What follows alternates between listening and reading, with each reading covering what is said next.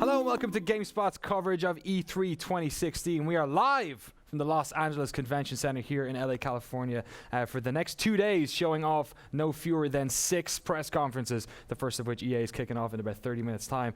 We won't be done after that. In fact, E3 then opens on Tuesday, and on this very stage we'll be playing host to a bunch of game developers coming on, sharing their games on Tuesday, Wednesday and Thursday, so make sure you stick with us for the whole week. Obviously, in light of the horrifically tragic events that unfolded in Orlando, video games can seem like a pretty trivial thing, so before we kick off the show, I just want to say to everyone who's watching, regardless of your gender, race, sexual preference, we hope you're doing all right, and we're delighted to have you with us today.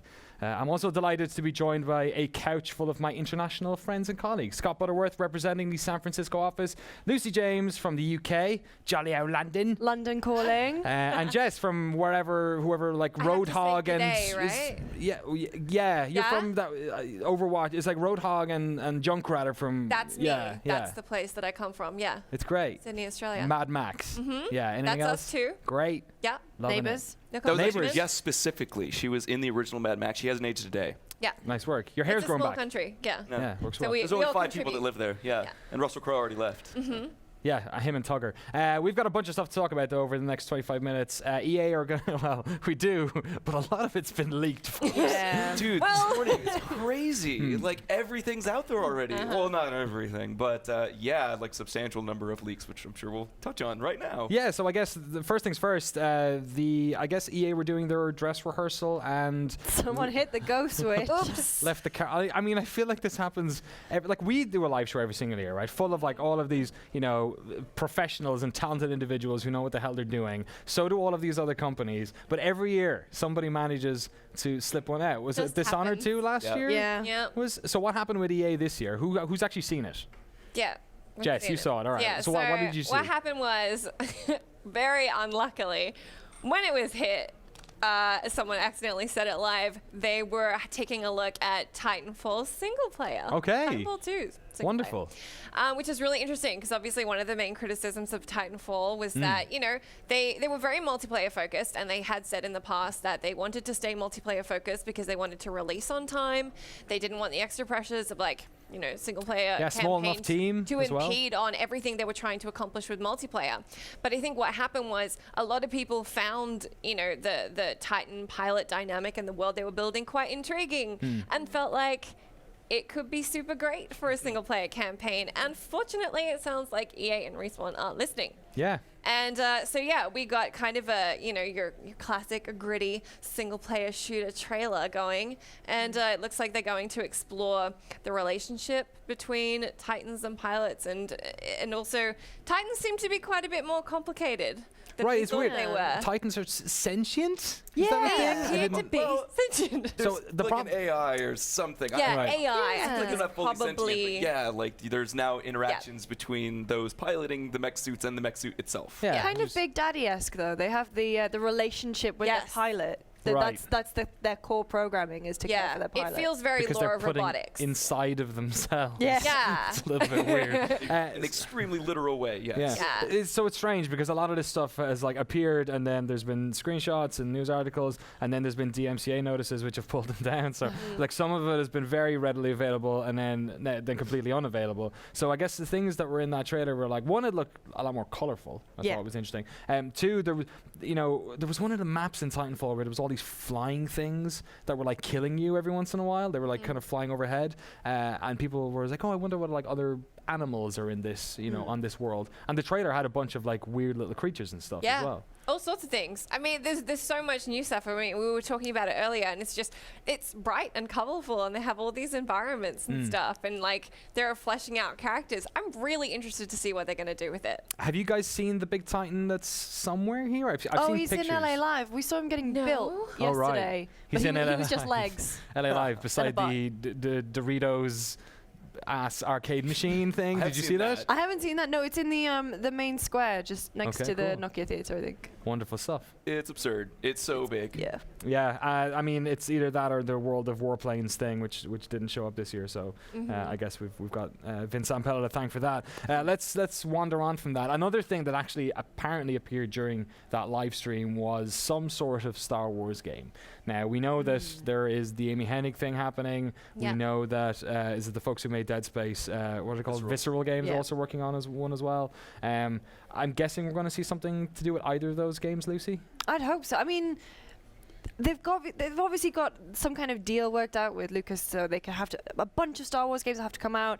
If we're not seeing any more of Battlefront, I imagine we'll see something. Right. Because there's Motive yeah. working on one as well, right? Oh yeah, yeah. So they have a bunch of projects in the pipeline, and even if they did what they did a couple years ago, where they just sort of revealed like concept art and developers working in darkened rooms, Like what they did with Andromeda. yeah, pretty much saying this game is coming, we'll tell you more when we're ready. I'd be happy with that. Yeah. We're going to see a lot of that. I mean, EA have always got so many games to talk about every year because on top of this, they have so many of their annualized franchises with all the sports stuff as well. So it'll be interesting to see what they squeeze in. But you brought it up, Mass Effect Andromeda. Dropped it in. All we saw before was that little sliver. Thanks to the good people at LinkedIn, we have our YouTube. Some sort of artist put up a bunch of like He put effects. an animation show reel. Yeah. Effects, yeah. So we've seen a little bit more. You think we're Although gonna see some apparently more? that was a couple years old, even at the Yeah. time that it went up. So Right. it's speculated that. I mean, those mechanics they showed off like a jetpack Yeah. kind of traversal system for characters. So that may or may not still be in the game. It may or may not still look like that. But I'm hoping for jetpacks. I think that'd be kind of great. Yeah. I mean, It feels like massive. So often we get sequels when it's a little bit too soon. Yeah. It's been a while since Mass Effect came. Oh, out. yeah. Well, they've pushed it to March 2017 now, so that'll Yeah. be 5 years, won't it? 4 or 5 years? and I think what's really cool is this will be the first Mass Effect that's not part of the Commander Shepard trilogy. Like we Right. actually have to explore new portions of this universe, which is such a well-established and rich universe. Yeah. I'm really excited to see where they go with the narrative and like what characters we're interacting with. I mean, we know we're in a very different part of the galaxy. I think at least 100 years after the conclusion of the previous trilogy. So many unanswered questions. I really hope EA shows more of that than we've seen in the past. Yeah, It's really Battlestar Galactica as well. Like, because there was a huge Reddit leak a while ago, and they had a very similar one for Dragon Age, and the Dragon Age one turned out to be completely legit. Yeah. But from the sounds of Andromeda, it's also like you're the Pathfinder finding a new home for humanity, which is very Right. much Battlestar, right? They're running from the Cylons, they've lost, they just need to find a new home. So I'm really hoping that kind of vibe is there. Yeah, Like, I'd love to see Mass Effect. I mean, I love the Mass Effect games. I think they're incredible RPGs. I'd love to see it deliver a little more on planet exploration. Yes. And this seems like a perfect opportunity. They have these great, like, dense like races and lore associated with all of them and stuff like that, and there's history, and because we've had 3 games packed full of it, we're aware of a lot of it. So they've set up a wonderful universe that we can access. It'll just be really interesting to see. I mean, I'd love to do more of what we've seen in previous games, like actually explore a lot of different kinds of planets. That like frontier aspect has always been like the most exciting thing, right? It's like, God, what are you going to find on this one? Completely new stuff with just like totally divergent populations and things like that. I mean, I'll always liken it to how Knights of the Old Republic handled it. Like, they did such a good job in that game of feeling like you were entering a whole new, like, it's a completely new experience. Every new planet felt like a new planet. Yeah. By the end of Mass Effect 3, sort of conversely, you then had a situation where, like, the Krogans, and that weird, like, guy in the Citadel who talks like that. Right? Yeah. You're working on it, haven't you? Yeah, he was Irish. That'll be super fascinating. I imagine there would be some races that'll definitely kind of be series staples. We've already seen that Krogan were in that early concept art, and they're kind of like the cockroaches, I guess. They're so difficult to kill. I'd imagine that'd be Krogan. Oh yeah. I'm holding out. The thing is, I want some of the old races, but I want new stuff. Yeah. Well, that's weird part of ones. the galaxy that's probably to have new. sex with. Right. Because It Mass is a Effect. Because it's Mass Effect. BioWare. Yeah, Get it? they love it. Yeah. They love that. They know Video what game they're doing. sex. Yeah. Big fans. All right, from wars in the future to wars in the past, the first ever war. That was a very good segue. Thank you. Battlefield. Yeah. Battlefield 1. I'm guessing we're going to... They've been doing these little, like, mini featurette teasers over the past week. Yeah. You know, bringing a grenade to a tank battle and all this sort of stuff. I'm guessing we're going to see a bunch of Battlefield 1, right? I do wonder if we're going to get a multiplayer reveal. I think back like a few years ago when they did the Battlefield 4 reveal and they went, oh, and we've got all these people playing it now. Right. And did they go to the roof or something? Or was that Hardline? And there was just all these people. Hardline. And they had it in the Californian sun, all these people just going, it's burnt to a crisp. I'm holding my shield up to everyone in this game. It's no fun. Very grateful for our frosted glass surroundings right now. Yeah. No sunburns in here. Nice and chilly today. Yeah. But yeah, Battlefield 1, it'll be interesting actually. I mean, anything they show is going to be interesting. If they show single player stuff, that'll be great. People It's fascinating. want that, you know? I think just like everything they've talked about so far, it seems like they have a lot to work with to do really interesting combat mechanics and different ways of approaching it, and emphasis on melee, things like that just suited the time, so they're going to suit the game. What I'm really interested to see is if we see a single player campaign that can get as gritty as, of course, the Great War would be. Right, yeah. Because at the end of the day, this is one of the world's biggest shooting franchises, which is about having a blast. Yeah. The Great War was much less the about opposite of having a that. fun time. I mean, like, even if you go back to first-person shooters, like stuff like Call of Duty, the sort of the bombast we're now used to in like the modern COD games is also a step away from what they were when you go back and play COD 1 and COD 2, or like Medal of Honor, for instance. These sort of like plodding experiences. So yeah, it'll be very interesting. I mean, it sounds like DICE have really fought their corner to get this made. Like the word coming out is that some of the folks at EA were not sure that the First World War was what to go back to, but well, I guess futuristic first-person shooters are all the vogue now, right? So it's interesting to see them purposely making a stand and going back. I mean, they have Titanfall, so like as a company, it makes sense, right? Split the difference a bit. And it seems like this is what they've been approaching for quite a long time. I mean, because Hardline was the same thing. It was they wanted to do something. It was like a it was a cops and robbers game. It wasn't a modern warfare game. So they've clearly decided that they don't want to compete directly with what Call of Duty is trying to do. And what better way to do that than by going back to the series roots and going back to the First World War? I guess Battlefield probably started, I think, as a World War II game, actually. 1942 was, But yeah, so I mean, they've gone classic instead of modern. So I mean, honestly, probably a good decision on their part. And so far, I mean, we've seen the reaction. Everyone that I've seen talking about it online seems much more excited about Battlefield versus Call of Duty Infinite Warfare. For sure. I mean, it seems like whatever they show, the folks will be happy. Speaking of which, if you have any questions at all, make sure to put them in the GameSpot chat. I'm keeping an eye there. And also on twitch.tv/GameSpot. I've got both of them up here, especially afterwards, because we're going to do a sort of breakdown post-show afterwards as well, with hopefully some more details that we might know. But moving on in terms of the games, let's talk about sports. It's Electronic Arts. FIFA got itself a story mode. That's also a leak. Thanks, EA. Right. So this has also been pulled down. I watched the trailer. It's pretty short and sweet. It kind of looks like that living the dream stuff from NBA 2K16. Yeah. Is Spike Jonze attached to this too? This is not a Spike. Okay. Spike Jonze joint. Spike Lee? Spike Jonze joint. Sorry, not. I don't know which one. Spike Lee, I'm pretty sure. Not Spike Jonze. Well, now we're just going to be confused. Pretty sure. I don't know. No. I don't know, actually. Someone in the comments will correct us. Let us know in the comments. If any of the spikes are in the chat, let us know. A Spike joint. It looks, so it's on Frostbite as well, which is great. They flash up Frostbite at the time. You're like, great, brilliant. The destructible soccer pitch is what we always wanted. That's what I always wanted. Football, sorry. Don't forget your roots. Yeah, it's true. From Ireland. You're an American now, buddy. So what do we think about this? Do any of you guys play FIFA? Okay, fair enough. So, what I think... But Battlefield, though. Battlefield is... Where's the cricket noise? I mean, Fight Night Champion was like a really good sort of reimagining, I don't know, like sort of starting off point again for the Fight Night series, which had a super, super good story mode in it. Now, that studio is now working on the UFC games, and obviously that's based around people who are like famous, and they don't tend to do that sort of stuff. But that was a really good game, which had that sort of like, cliched rags to riches, sort of like boxer story. And I guess that kind of exists within the world of football as well. So the trailer that we saw has a named character playing for like Manchester United and then playing for England and like making his way through. It'll be interesting to see if they allow you to not just be that character though, because FIFA has always been about, I mean, I'm sure football players in France don't want to necessarily go through. I don't want to even play for Man United. Watch the Premier League. I want to play for Arsenal. So it'll be interesting to see if like you know, all that stuff they had in the game where the commentators would say your name if you put it in, like O'Dwyer's in it, so they say my name. Yeah. It'll be interesting to see if you can also pick women's football as well for this mode, because that's obviously been a big push for them over the past couple of years. But yeah, I guess we'll have to wait and see. As a soccer or football fan, are you excited about a story mode? Is this something that you want? So Fight Night Champion, every single time I have like interviewed the EA people, the FIFA people specifically at E3 for the past couple of years, I have said, have you ever thought about doing a story mode? Because it's the same company, right? Different studio, obviously, but you know, how did that work out? And what I heard is that Champion, maybe because of when it was released, didn't necessarily do that well. And obviously that story mode took quite a lot of time. It's the same thing we've always heard with like Titanfall, for instance, multiplayer, single player, you know, 50% don't play it, whatever. So yes, I'm very excited for that. Obviously it's all in the execution. But we'll have to wait and see. But the other thing is that whenever they do anything new in an EA sports game, is they roll it into all the other ones.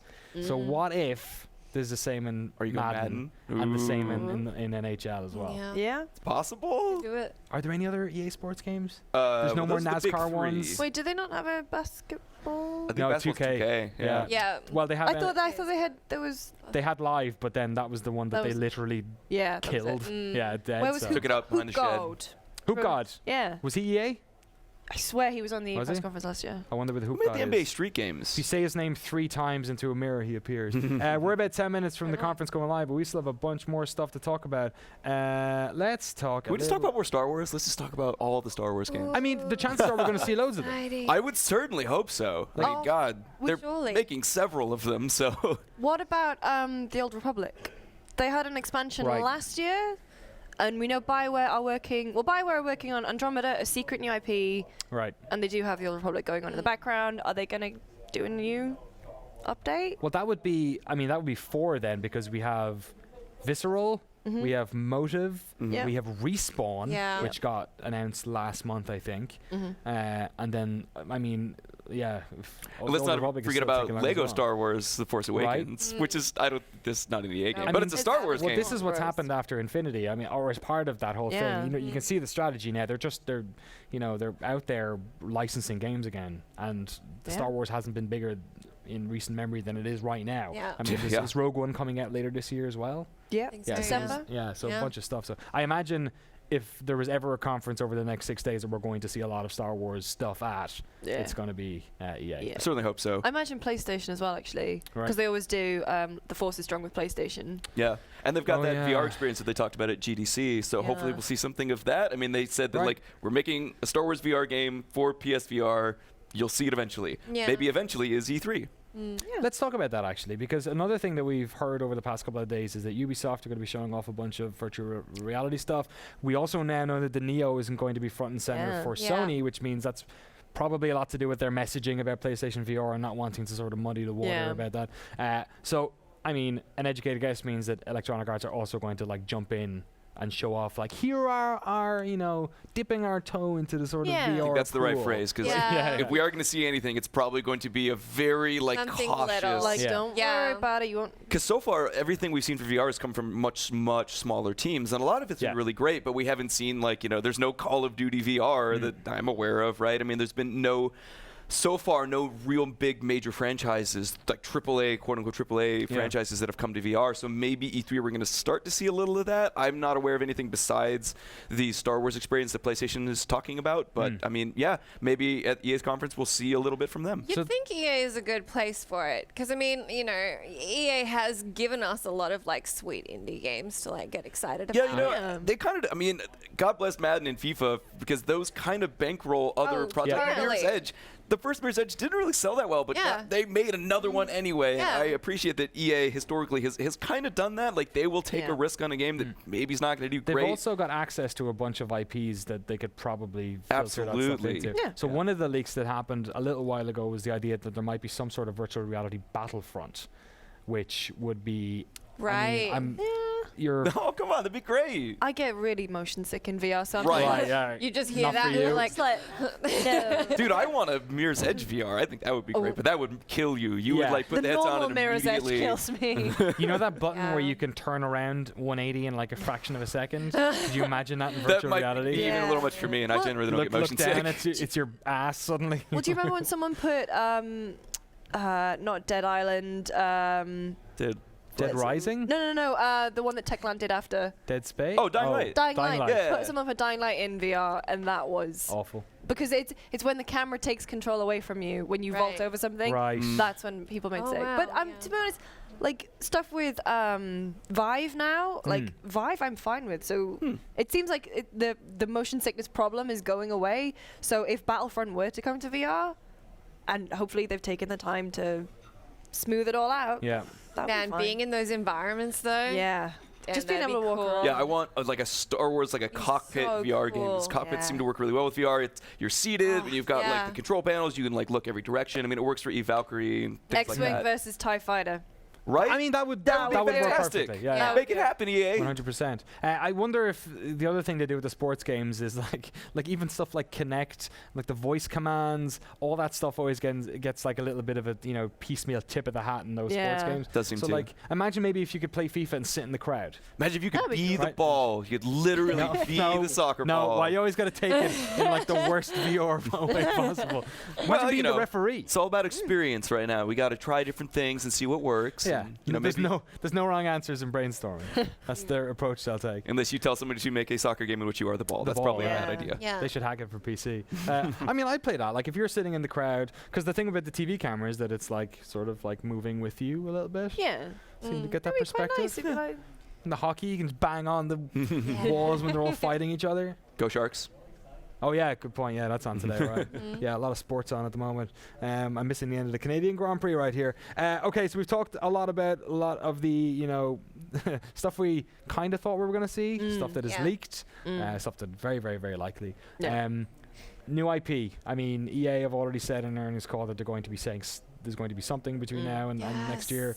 So. I mean, it seems like a stupid question to ask people what the new IP will be. But what do you guys think the new IP will be? I'm hoping for a reveal like Unravel last year. Yeah, let's unravel it. That's like turning it into a verb. That's too small. No, That's too small. I think It's they not. might be on the right It's track, beautiful. though. I think they did It's say. different. Every and year it's they seem great to have for one of those types of games. I think like it's the great cute, for EA. beautiful, It's perfect because they have their other realms covered. We're getting these massive, amazing shooters. We're gonna get Mass Effect. We've got the they have sports sports games. down. Yeah. So yeah, what are they missing this? We have first-person shooter. What Got they're two big missing games. is the surprises, which is Yeah. like the indie games like Unravel that we get, where it's just completely out of left field and grabs everyone, and it's like, oh wow, that is an incredible thing that no one saw coming. Which honestly, I think is the best part of E3. Yeah, These Yarny press was the conferences. unexpected hero of E3 2015, right? That game wasn't that great. Okay, Listen, but it was okay. but it was different. And it Danny, was you're not EA wrong, but It was EA getting behind something that was, really trying to do something like very narrative focused and completely like, I mean, yes, I agree that game had problems, but I don't think I've seen anything quite like it. And I really enjoy publishers who are willing to back devs who want to do games like that. I mean, you're not Everyone loves a wrong. trier. Like, what you say? Everyone loves a trier. Yeah, that's okay? true. Try. Even with like the small sort of stuff. I mean, I guess it's you're right. They do have a lot of the bases covered. They got the I mean, it looks like their Star Wars games probably going to be big bombastic third-person games. They have the first-person base covered. They have the sort of the sports stuff locked down. They've got RPGs. Yeah. Well, I think the next Dragon Age will be maybe next year. yeah, like, yeah, you know, yeah. But Yeah, they it's still have inevitable those that there will be covered. another, but the other thing it might be, because remember that like Simpsons Untapped is an EA game, Right. right? Yeah. So Makes it's them a possible lot of that money. the new IP will be something more social, maybe even something mobile. I mean, I'm sort of loath to be like, the new IP is going to be mobile. Yeah. Because I mean, But a EA PopCap, does that. a PopCap just got They it Plants vs. Zombies 2. Yeah, sorry, Yeah. Garden Warfare 2, Plants vs. Yeah. But also, Quite good. The Sims, a thing has been popping up That's today. what I was thinking of. Yes. I think they're calling it Sims Worlds. Right. That could be the Okay. new the new game from Maxis. yeah, that's like which could kind of be considered a new IP because it's Sims, but it's a very new take on this. Well, it wouldn't be a If new IP if it's- it was Sims. Yeah, I Yeah, guess but not. it's a IP. new- Fair enough. But we'll see. I mean, they, Maxis obviously tragically shut down last year, but a Yeah. lot of that stuff had been brought. I mean, they have that Sims team, which is based, I think, down in Redwood. Yeah, Yeah, they seem to Redwood. bring a lot of Yeah. people in Redwood, house, yeah. from what I remember. Yeah. But I mean, like the Sims 4 doesn't seem to be getting the support like the Sims 1, 2, and 3 did. Like it didn't Yeah. seem to be getting the expansion packs. It doesn't seem to be getting. It is. It's getting expansions. But It's really, just, it's like- not, the base game is the problem. Yeah. It's Right. like there are expansions which are bringing back elements that gamers wanted Yeah. to see, but the problem is they took them out. And now then they're bringing them back. It's not like, when you played The Sims 2 and you would get like Pets University. Yeah. Not like big, huge expansions. This is filling in the stuff that they gouged out. Piecemeal. Yep. Yeah, I mean that's the problem when you keep adding to a game and then people expect it all the next year. Yeah. I'm guessing we won't see any SimCity stuff. It seems like City Skylines. Well, City Skylines around with it. Yeah, I'd say that's about right. Aren't EA doing Haze Light? Yes, you're right. That new game. I Yeah. am dying to see more of That that is- game. I'm not sure if it's too soon because, of course, we got like 2 minutes of it, of Right. a guy in a train. But that game is made by a bunch of the team who made Brothers: A Tale of Two Sons, Yes. which is Oh. one of my favorite games ever. Yeah. So that was So- all we saw last year. It was like a video of a dude in Yeah. the back of a train, like Yeah, it was like a It's a little very nice dev train. diary. It was a dev diary, and then it was like a couple of guys silhouetted in a train Yeah. with a big moon. And so no idea what that game is going to be, but I trust the team behind it. So Yeah. Brothers was great. Very redundant title, but a great game. Yeah. Do you think that Criterion's going to make an appearance? Right. That's a good question. 'Cause they- God, I would love another Burnout. Just bring back Burnout. They're working on an action sports. Like what's the word I'm looking for? Not action, extreme sports. Extreme sports, yeah. Action sports. Action sports. But again, that was like a concept arty. Here's the devs in the studio behind Right. the scenes video a couple of years Right. ago. God, wouldn't another skate game be great? Does everybody Oh like my skate? goodness. Yeah, Danny. So do you know about Skate this 4. campaign? Oh God, I want No? it. Do you, so there's this brilliant thing that's been happening on EA's Instagram for like the past 6 months, where no matter what they post, people flood it with like, "But where's Skate 4?" Like everything great. consistently. I'm happy Yeah. that desire is there, but that's kind of annoying to just because I know that game. Like I will post stuff on our site and the comments will be like, "What Yeah. about this other unrelated thing?" And I'm like, "I just spent all day writing this. Please care about the thing I posted." so I feel that community manager's pain, but yeah, I also want Skate 4. So And so apparently, I think it was maybe last week, EA came out and said, "We're like, we're happy with all the love and support for our skate game, but Yeah. nothing's in development But, right now." I guess EA Black Box made that. I'm not sure what. I don't think they exist anymore. I Yeah, think you're they right. got Yeah, yeah. down. So, I mean, those games are really popular.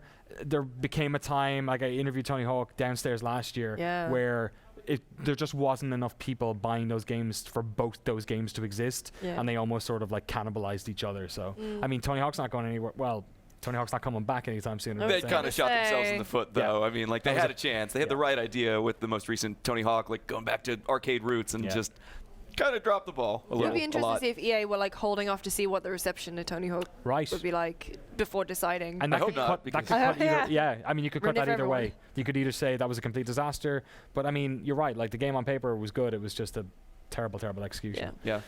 So we're running over the hour, but EA still haven't started yet. Presumably they're having to change their press conference because they've leaked everything. I hope they own it, though. I hope they just make a joke about it. I think everyone will be They'll able have- to, yeah. Like, you can't just pretend like it didn't happen, right? Yeah. You can't be Yeah. mad That's about the it. E3 way. Yeah, the best way to do is be like, haha, right, guys? Okay, anyways, moving along. So, hopefully they'll handle it gracefully, but I guess we'll see.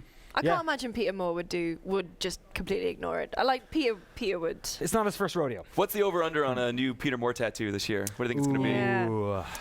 It's been long enough since what was the last one? Halo 2, wasn't Okay. it? Yeah, well, I think you got better the deliver. GTA 4 one after that, right? Oh, But yeah, that was It before. must have been off. Really? Oh yeah. Why am I Oh no, timing Halo off? 2 When did GTA games 4. come out? God. GTA 4 Either came out way, after, well, I don't know. I mean, either way, you're talking like 8 Again, years the ago. comments will let us know how wrong we are. Thanks everyone for doing our jobs for us. Were there any questions? I don't know if anybody was asking. Oh, I'm anything. keeping an eye on it. All right. I got it. He's got it on a good draw. What do we got for EA Bingo? What's going to come up? What should we have on our bingo sheets? It's going to be people who don't know what to do with their hands. Okay, hang on. Yes. Supercar on stage. Yeah. Yep. We're gonna have some kind of sports star who Yep. none of us know who they are. Or Pele. Or Pele. And or Pele. I forgot about Pele for 30 how? minutes last year. About Pele, Yeah. Danny. This is only an hour long, though, I think. It's going to be half an That's hour what Pele. it felt like. Half an hour of Pele was- sports. And it still won't be Probably. enough. What else are they gonna have? Andrew There- Wilson will be dressed impeccably. Yes, There will you be look great. lightsabers. Yes. Someone will have a lightsaber at some point. Yeah. Oh, yeah. The Star Wars will be pursued. Star Wars musical Blair we at one will see point. it. Yes. Yeah, how many Star Wars games? Let's do it right now. How many do you think? I'm going to go with... I'm gonna I'll go last. I'm going to go 2. I'm going to say Okay. they're going to be 2 separate Star Wars games. Conservative bet. 3. 3. I want to go 3 too. Wait, does 3 include like DLC or anything? Yeah, I'm not Just including in case. Battle We're talking full New. games? Because I'm sure they're going to talk about Battlefront New games DLC. then 2. Yeah. New games Okay. then 2. Yeah, I think 2 is a safe bet. 3. Ah. Yeah, I'm Me going and you, for Jess, 3. we're in it together. Yeah, no. It's I would high good. five you, but No, we're we're live. You all and went we'll two. look We're all missing and we're all in stupid, Yeah. it too now. I was going to go really? 4 if you went 3, but I'm happy sitting on 3 if that's You want the to case. 1-up? I'll go 3 No, then. I'm good. A couple of questions in here about maybe some sort of new Command & Conquer. It's been a little while. Yeah, since- I mean, are they? I feel like EA is very much in the console business, though. Like, they don't seem to be making many PC games these days, and I can't imagine a console-based Command & Conquer. They had that free-to-play one a couple of years back. Which one was that? Which Wait, was I thought it it was a didn't- Red Alert free-to-play thing, wasn't it? Is that the one that they made and then they canned it? Or they might have canned They it. canned it. Yeah. I remember playing it Really? behind closed doors at Gamescom once, and then they were just like, "Oh yeah, no." UV had Tom Clancy's End War, right? That was the thing. That was They had a console Ruse launch, as yes. well, Oh, Ruse. which I was forgot a about console Ruse. RTS, Yeah, but EA, it's been quite a long time since we've seen an RTS out of them. I don't know. That would be an interesting one. Yeah. Munvian saying John Boyega on stage. Please. Oh yes, I would Please. love. What celebrity appearance? Why I mean, not? if they're doing Oh, I that would many, Star Wars games, you think they might? Well, he was because he was like, there needs to be, like he expressed disappointment at Battlefront, right? Really? Yeah, yeah. Off the he company line, John. No, he was like, why is there no single player? Yeah, I think he wanted Sorry. story. I think he Yeah. was, he was looking to maybe bring a little voice acting. I would Yeah, he was hope, looking right? for a job. Right. Like, Wounds will be healed. Everything's going to be Yeah. fine. Clever boy. Can we get FIFA Star Wars with Pele as Lando? Says We Raging Frank. literally joked about that before yeah, we we went did live. it. Yeah. Rehearsal. We So- did. Exactly that. There will be an outtake some years from now of our Yeah. conversation on the couch The about whole Star chat, Wars FIFA. The whole chat is saying Skate 4. Yes, Good job, chat. yeah, it's good Yeah. to see. oh, the skate games are What great. about Dead Space? Won't Well, happen. the Visceral are working on Yeah. a Star Wars game. They're busy. They're busy. Listen. Also, Dead Space 3 was not great. No, it was not great. Dead Space 2 was fantastic, it though. I tried. love Dead Space 2. And even Dead Space 1 has its merits. Your threes, Dead Space 1 was a classic. I won't have anything else Yeah. said about that. But your 3 games are always a little bit like, That's Even like very Uncharted true. 3 was a little like, 2 was great and the 3 was, Yeah, Mass They brought Effect. it back Mass around. Effect is the same, right? Mass Effect, thing, yeah, 3 was kind of, pretty a little bit of room to Little. breathe. I mean, Dead Space, it feels like we haven't had a Dead Dead Space. Space Origins. Like, oh no, I hate Didn't that they do shit. like a Wii game that was a prequel? Is that a thing, or am I making that up? I feel like there was a Dead Does Space sound Wii game that familiar. wasn't just a port. It was like its own. It was like It an was a on-rail Dead- He's shooter Googling. May that was a have been. prequel. I swear this is a real thing. Dead Space Extraction. Ah, there it is. Yeah. Boom. Yeah, 2009. I'm not crazy. So I mean, Well, I mean, So- unrelated. But So the other thing is that like this is like a lot of these franchises haven't been on the new consoles yet. Yeah. So even Yeah. though like a couple of Yeah. years Point. have passed, you like maybe you've got that added element coming in. what if we see like a Dead Space collection or something? Yeah, I was going to like- say. No, so you're no, asking no, about no, no, all no. the remasters? EA won't do remasters, right? Don't do that. Well, They- even they if they Peter do, it Morris won't come be out. on stage today. I Like they're not hope going to be not. touting a remaster at the press conference. I would have to imagine, right? That's not a very sexy thing to Yeah. spend their 1 hour of press conference time Yeah. on. Be So- modest. So that's the Unless other it's thing as backwards well. compatible. Is that, but if that was the case, then they might keep that for the hardware for Yeah, that would be Microsoft like a or Sony Sony. Microsoft press conference thing. Because yeah. that's the other thing is that EA won't be done after today. This will be like their sort of Yep. top shelf Yeah. stuff, but Totally. then they're going to keep a lot of this stuff for tomorrow's press conferences. I was gonna say, remember last year, wasn't it like the weird thing that they brought to Microsoft's press conferences was Plants vs Zombies? Oh like yeah. that was the big thing that they had. Yeah. Was there an exclusivity thing happening there? Well, guess it was on the PC. It original came to Xbox was first, or they got first DLC or something like that. the original Yeah. Xbox had timed. The original game had timed exclusivity on Xbox One, Right. Yeah. and then it came to PS4 later. And it was on PC as well. Yes. So the other thing they might trot on a little bit about, because they certainly won't be doing it much at the consoles, is EA Access, which Yeah. has. I mean, I was Yeah. even surprised by just how many games were on that service ahead of time. I mean, last year was lots of sports games, but Yeah. like even Mirror's Edge, Dragon Age. Dragon Yeah. Age, right? Yeah, they've been improving it. Well, Oh, yeah. The Battlefield 1 trailer has the Xbox logo, so I assume there's going to be some kind Right. of exclusivity there. It seems like if Microsoft haven't got COD anymore and they don't have Battlefront, they might be grasping for other Right. Well, FPS. there's been such an outpouring of goodwill towards Battlefield. It seems like that would actually politically just be a good maneuver for them. Oh, yeah. Yeah, I mean, on a lot of these games, they might show campaign here and then multiplayer Yeah. at the, Microsoft Yeah, or I think Sony we've actually thing. seen that in years past with Yeah. Call of Duty, especially. There'll be like the teaser for like here's what the game is, and then you get to the Microsoft press conference, and then here's multiplayer, or Yeah. here's zombies or whatever.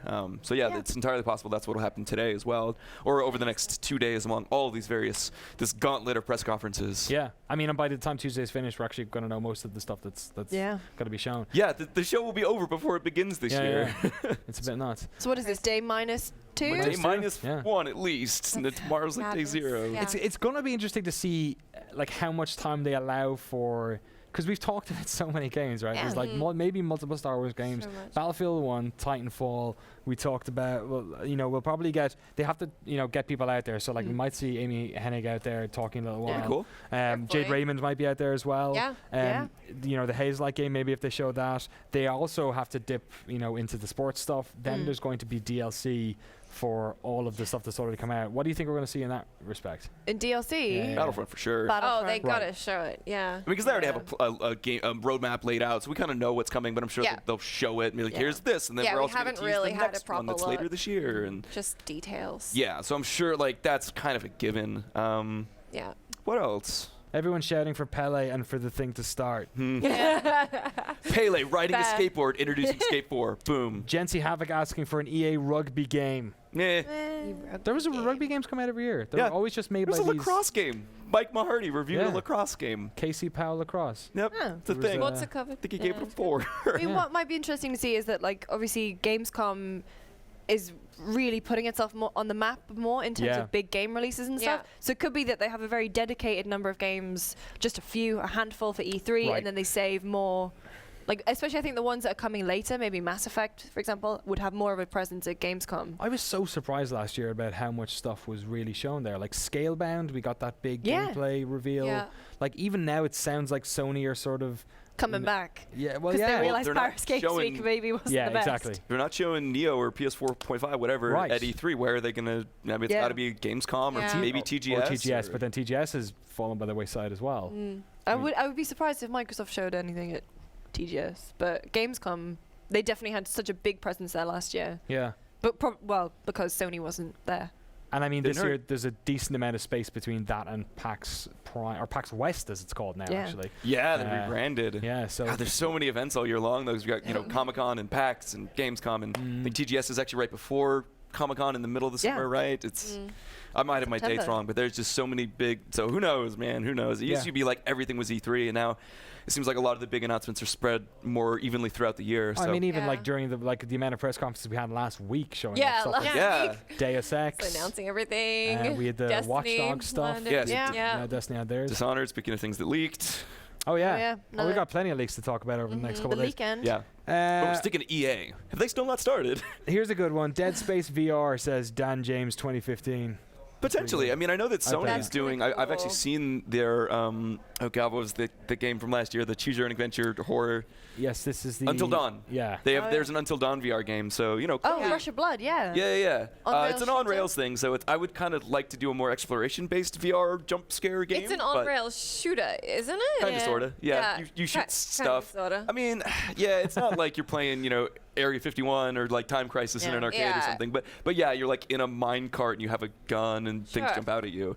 So yeah, it would be really cool if we got like an Until Dawn or a Dead Space like exploration. They're pretty board good game. at that whole eye removal thing as well. Oh God, that, no. that could work good on VR. Yeah, a I think little bit. Mary Kish did a really great like goriest moments in games compilation Yeah. recently, and that was certainly in there That was cer- because yeah. it's horrifying. Here's a good I one. really like my eyeballs. I don't like the idea of them being gouged out by a space needle. Pats Yeah. Fan 365 Pele VR.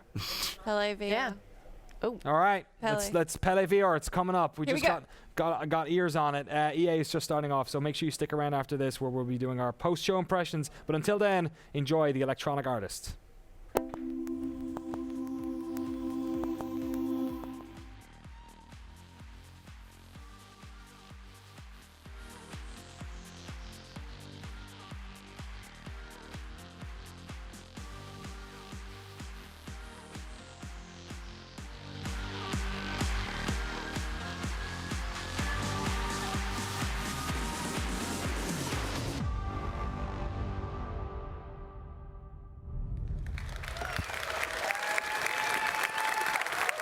Welcome, everyone.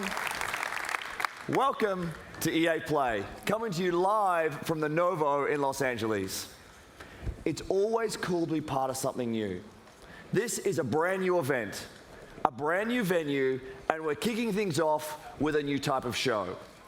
Now, we all know you have an insatiable appetite to dive deep into the games you love, but we could never give you everything you want in 60 minutes.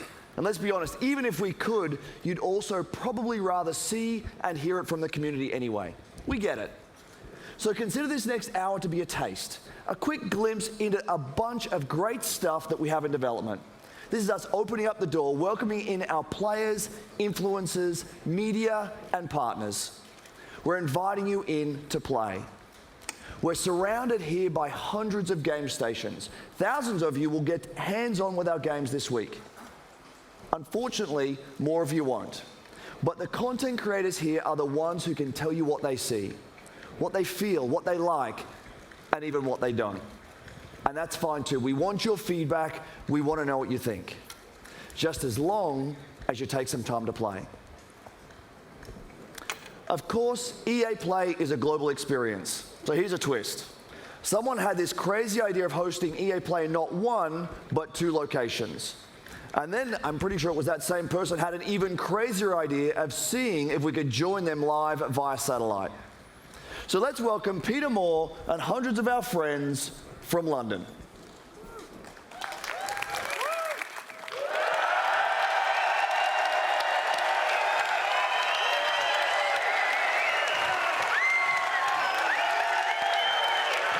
We're good. Hi, Andrew. As you can hear, we've got a great crowd here in London. We're at the iconic Hammersmith Apollo Theatre. We've got 100 game stations back there. I've got 600 of my best friends. What a great-looking group they are. We are going to have a blast tonight. Back to you. Thanks, Peter. We'll be back with you in just a bit. Let's quickly set the stage for what you'll see over the next hour.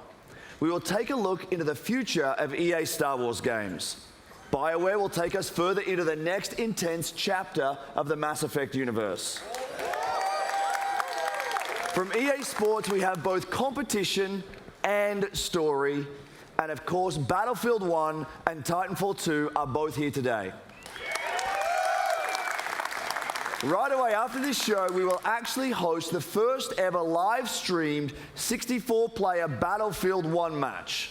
Now, here's a question for you. Did any of you see the Battlefield trailer last month?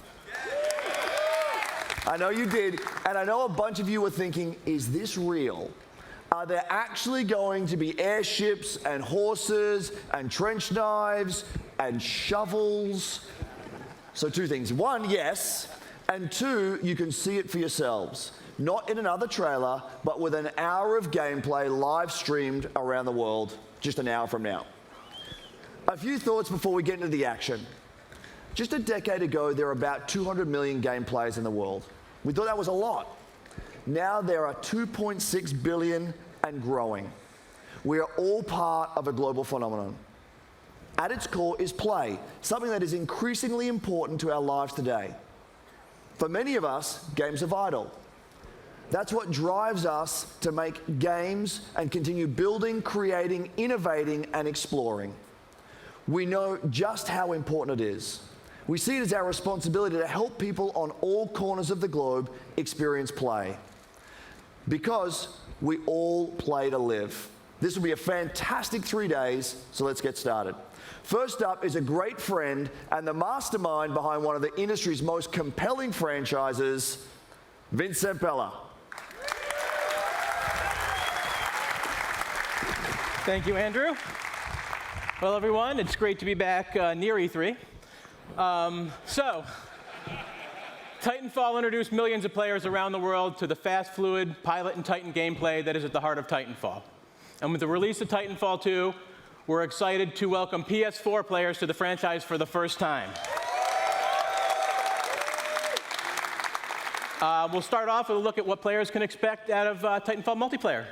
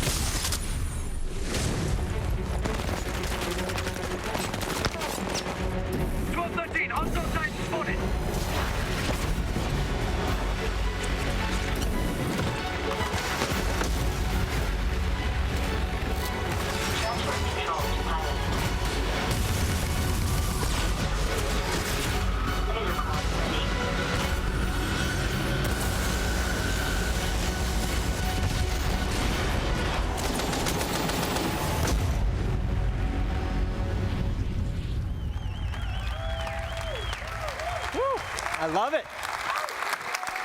So, Titanfall 2 builds on the signature Pilot and Titan gameplay to deliver a more robust experience, backed by the depth and variety our fans have been asking for. This includes 6 new Titans, each with their own unique combat abilities, expanded Pilot gameplay, more customization options, and a deep progression system. And of course, super smooth gameplay that we've always delivered. Prior to launch, we'll be holding a multiplayer technical test designed to help us stress key features of the game. To play the multiplayer test, go to Titanfall.com and sign up to get all the details. Now, for the 4 people that didn't see the leak this morning, and if you know this, sing along with me. I'm excited to confirm single player. So we'll be adding a full offline playable campaign to Titanfall 2. It'll be crafted to dive deeper into the Titanfall universe, exploring the unique bond between Pilot and Titan, taking full advantage of the movement and combat to deliver a feeling of being unstoppable together. And now here is the debut of the single-player trailer for Titanfall 2, coming October 28th to PS4, Xbox One, and PC. Thank you, everyone.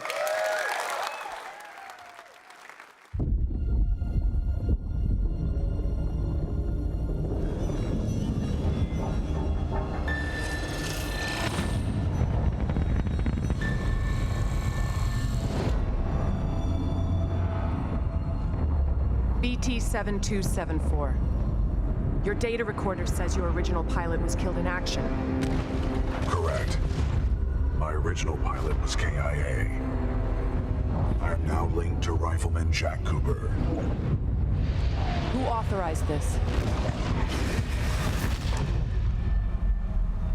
We had no other options.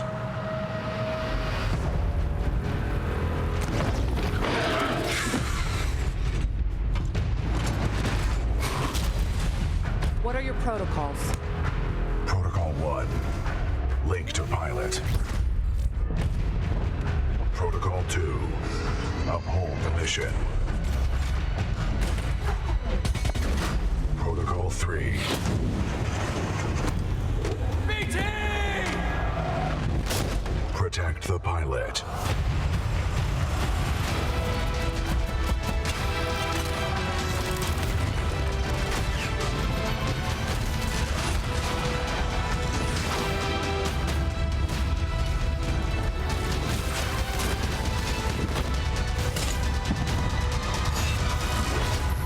Stand by for Titanfall.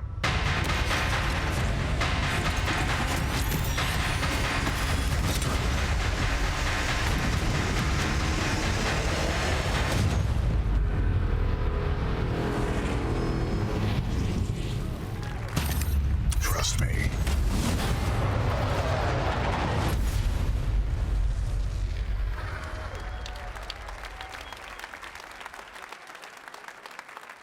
Welcome to Denver. I'm Brandon Gordon alongside Charles Davis as the 2016 NFL season is underway.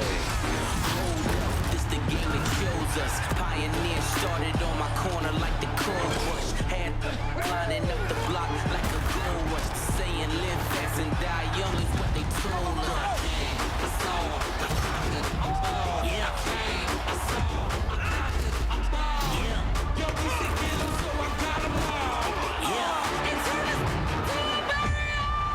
Here we go.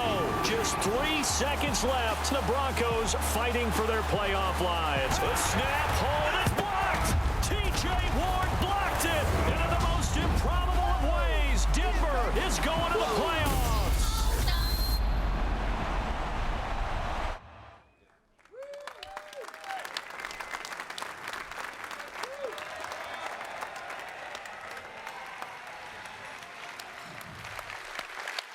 That is Madden NFL 17 for PlayStation 4 and Xbox One, and as always, the game looks incredible.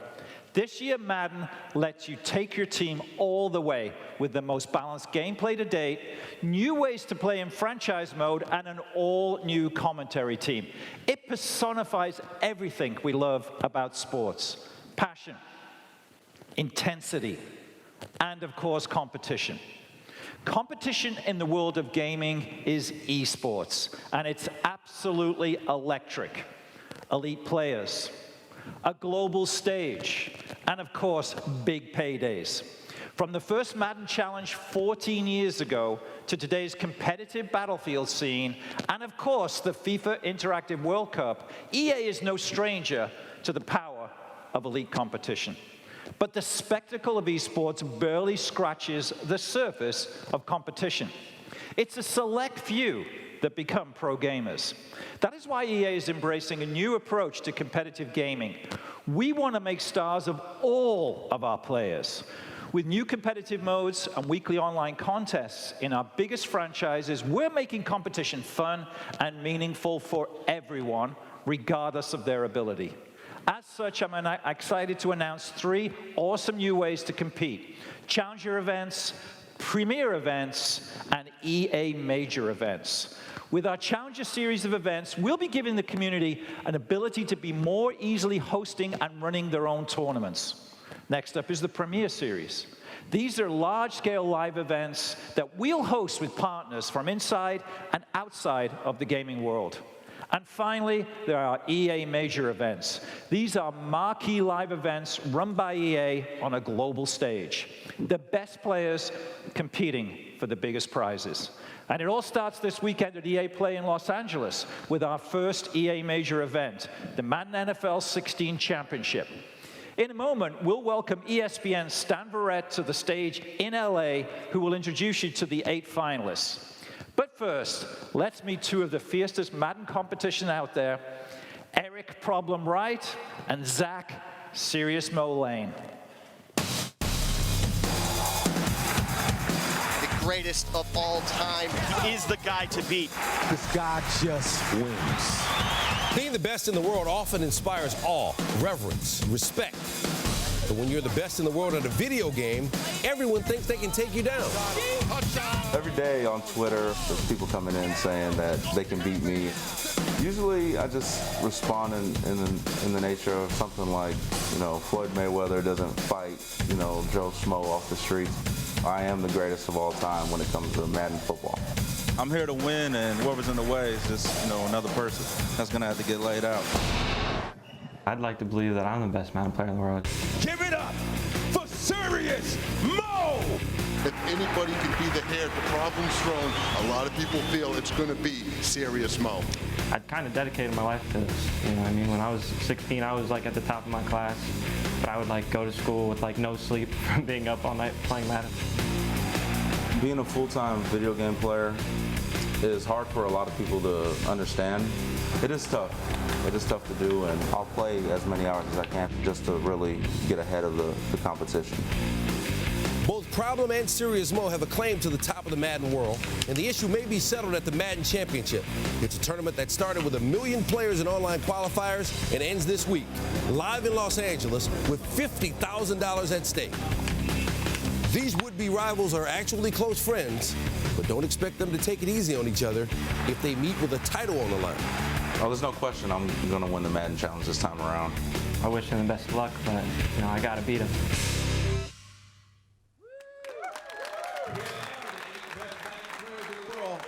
It started with 1 million players competing online, and now only these 8 remain. The best Madden NFL players in the world.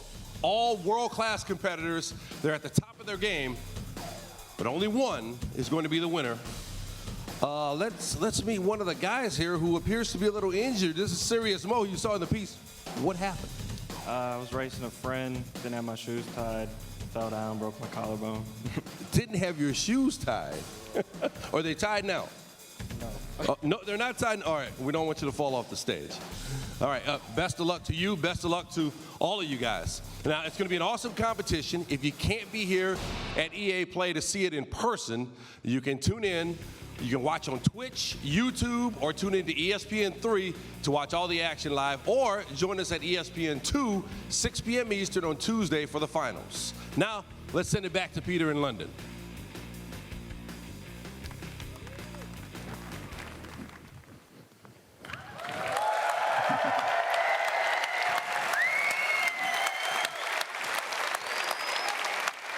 Thank you, Stan. Looking forward to some great action this week. But let's also take a moment to talk about the year ahead. I'm excited to announce the Madden NFL 17 Championship Series. Next year, everything gets bigger and better. How much better? We're putting up $1 million in total prize money. Now, it takes full-time dedication to be the best, and we want to reward our elite players for their skill and commitment. The Madden 17 Championship Series is a full year of high-stakes action that spans 4 EA majors and more events to be announced soon. But it's not just Madden. At EA, competition is at the heart of everything we'll do. And we'll have more news about more events and more games to share soon. So stay tuned. And here's to a great year of competition ahead. But now, let's go back to Los Angeles. Here's the general manager of BioWare, my good friend, Aaron Flynn. Thank you, Peter. Thank you. Thank you, everybody. Thank you. At the heart of Mass Effect Andromeda is a question. How far will we go? In the game, you are part of an ambitious expedition, leaving the Milky Way galaxy to help humanity find a new home. You travel millions of light years to the Andromeda galaxy. You wake up. Now what? Everything is new. New planets, new species, new technologies. You must be among the most courageous, the most daring to go on this journey. Because this is a galaxy where you are the alien. How far will we go? That question is also at the heart of the development of Mass Effect Andromeda. The Mass Effect trilogy is a huge part of our history and the lives of many of our fans. It was an amazing story, but this is a whole new adventure. We're building on the things you love about Mass Effect, amazing stories and gameplay, and now we're letting our imaginations run wild. This is a bigger adventure filled with a whole new cast of memorable characters and more freedom than we've ever given players in a BioWare game.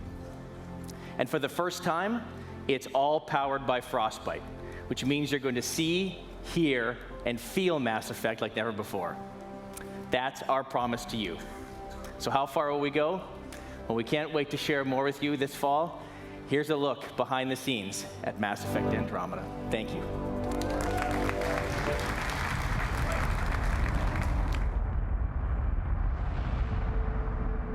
Our survival as a species has always depended on our drive to seek out the undiscovered, push beyond our limits, and expand the boundaries of our known world.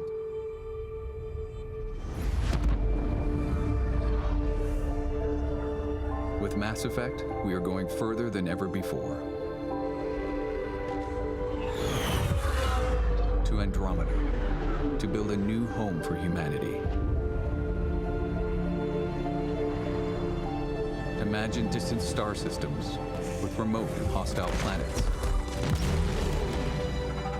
teeming with alien life and civilizations.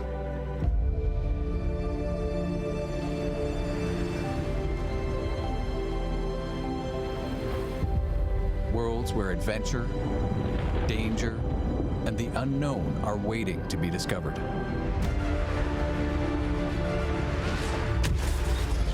We've created a universe that you will lose yourself in, a whole new galaxy for you to explore.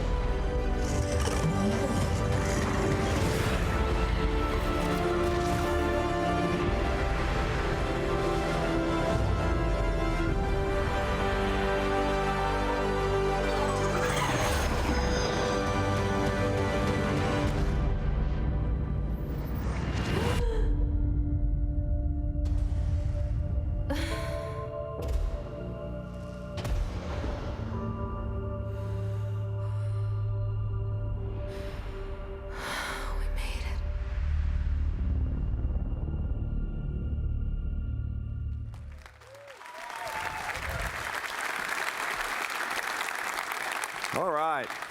How's everyone doing? Okay. I hope you're loving what you've seen so far. We've still got a bunch more ahead, including FIFA, Star Wars, and of course, Battlefield 1. But first, let's have a practical conversation about play. Many of these games we're talking about today are months away. Meanwhile, I'm sure you're all playing games that you've already invested a ton of time in.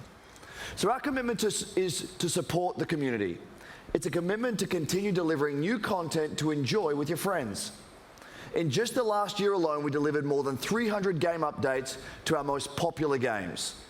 This year, that number will be even higher. And for EA Play this week, we have our biggest collection of content updates ever across both console, PC, and mobile.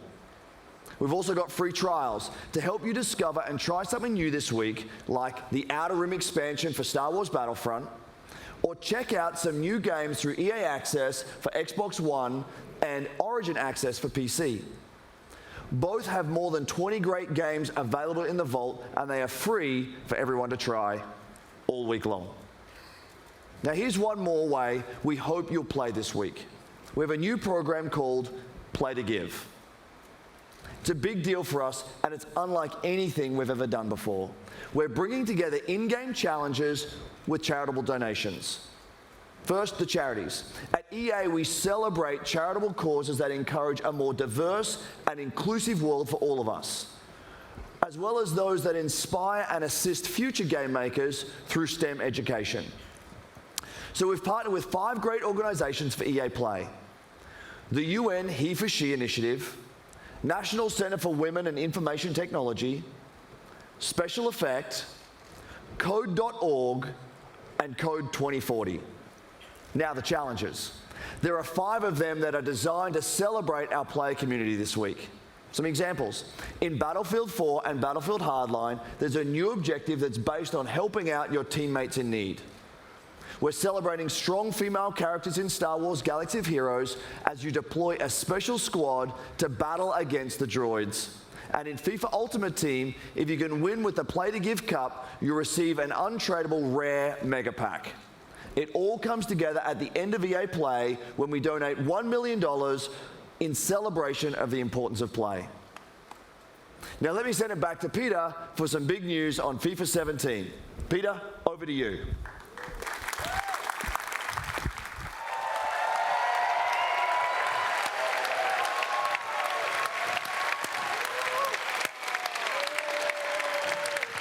Let me check. How's everyone doing?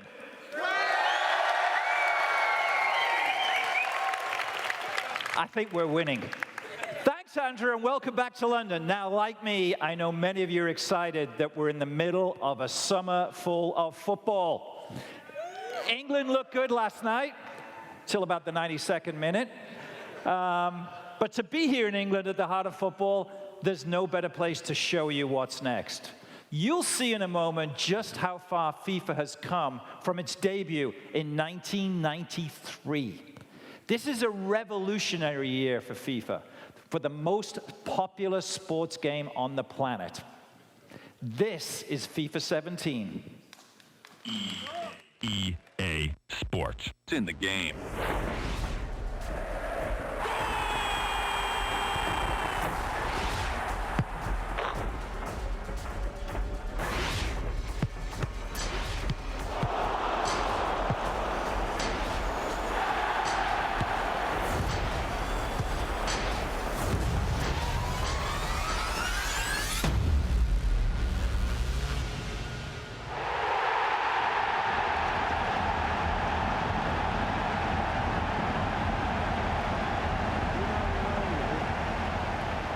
But you will.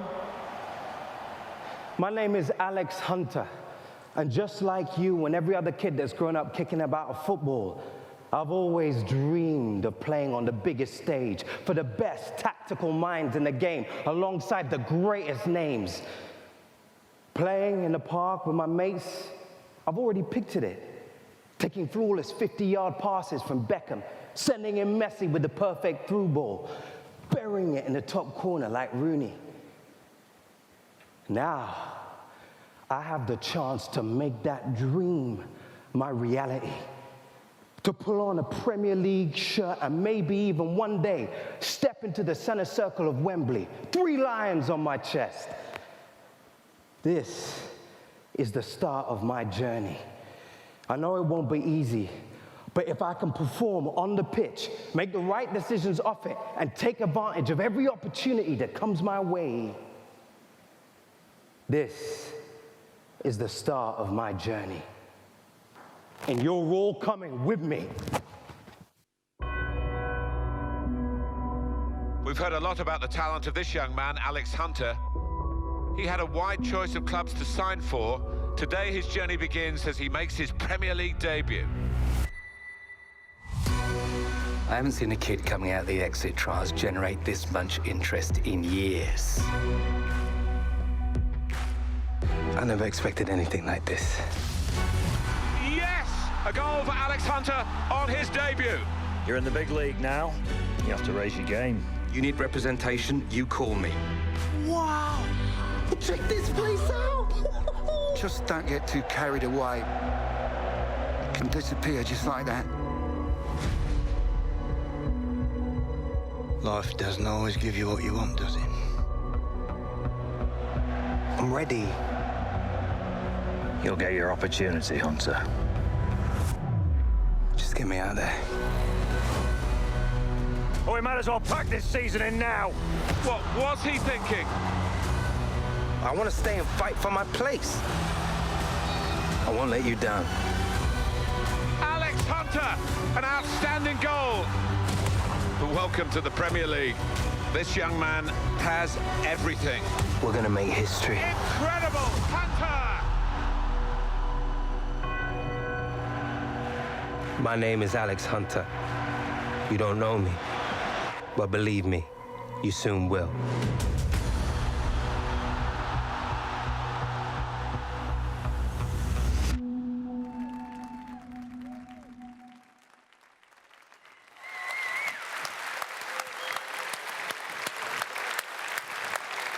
So that's amazing.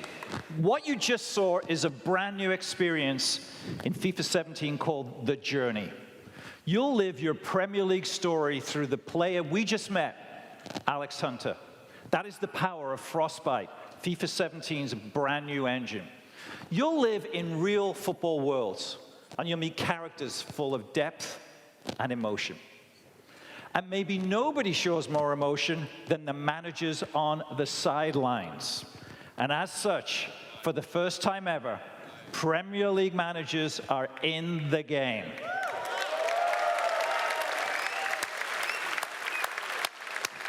So that means if we're launched today, we'd have 3 of the most legendary managers in FIFA 17. Check them out.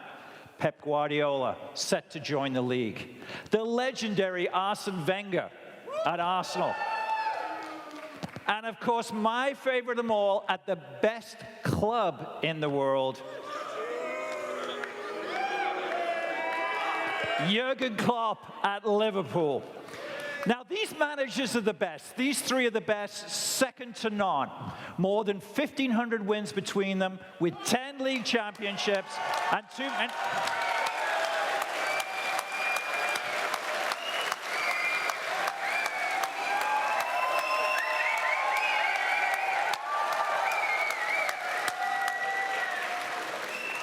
Did I say 3? I'm not quite sure. Ladies and gentlemen, Jose Mourinho.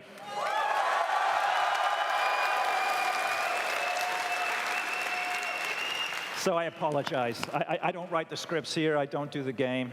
Jose, of course, is in the game. And it is a great honor for Jose to join the EA family, to be in FIFA 17 as the great manager now, of course, of Manchester United. We've rendered you in the game. I don't know if we can have a look. Can we get Jose up in the game? But I'm still upset with you. You're still upset? What about you are? You're going to be more upset when you come to Anfield this season. We are 20 of us. You choose 3. Just 3. You leave us 17 out. I know. I'm not sorry. happy with that. Yeah. See that?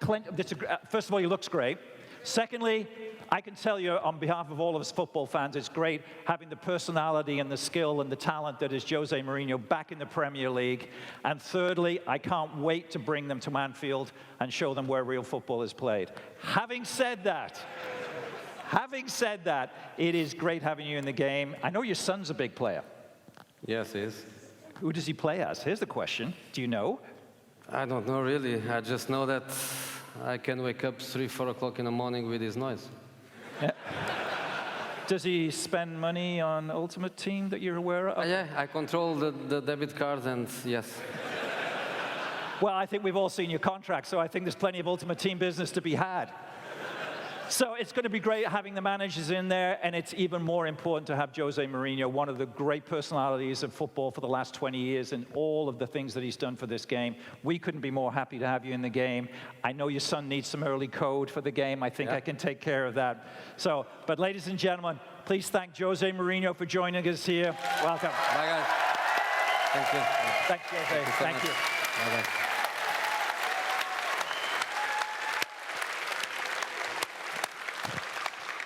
I didn't call him the special one. He doesn't like it. Okay, we've shown you a lot today, but we're not done. It is my pleasure to introduce you to FIFA producer, Aaron McCarty. Aaron. Well, thank you, Peter. It's great to be here in London. But for me and for the development team back in Vancouver, it's amazing to finally be able to show you the journey. Now, the best thing about the journey is you're in control of your story off the pitch. But in FIFA, just like football, the most important thing is what happens on the pitch. And that's especially true in gameplay. We're bringing complete innovation to the game this season. We've got 4 big transformations that let you own every moment, and we're bringing more control than ever before. Here they are. We've rewritten set pieces to give you creative control over every dead ball. We completely overhauled physical play. We built a new intelligence system so our players are smarter and more active off the ball. And we're giving you new ways to create chances and finish in front of goal. And those massive transformations are inspired by some of the best young football talent in the game. Let's meet them now through the lens of FIFA 17.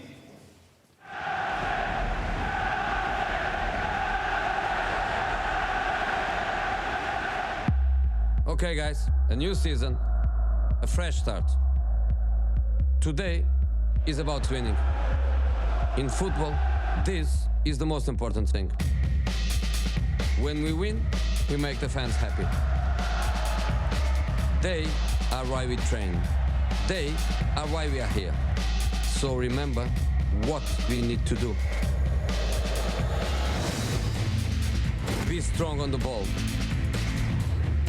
Make intelligent runs. Be ruthless in front of goal. And own every moment. The time has come. You are ready. The fans are ready. Now, go show them why we are the best. Great strength there from Hazard. What a run from Royce. Martial, hard and low. That is world class from James Rodriguez. Make them happy. Make them sing your name. When you play for the fans, that is when we win.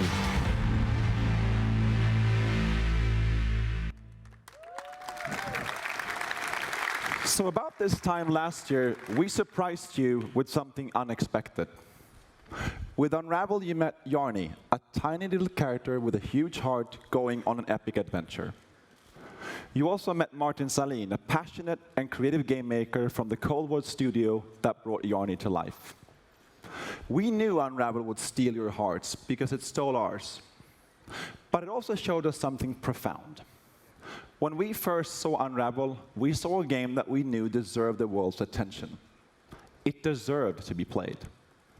We also know that there are more out there, more studios like Cold War, more games like Unravel.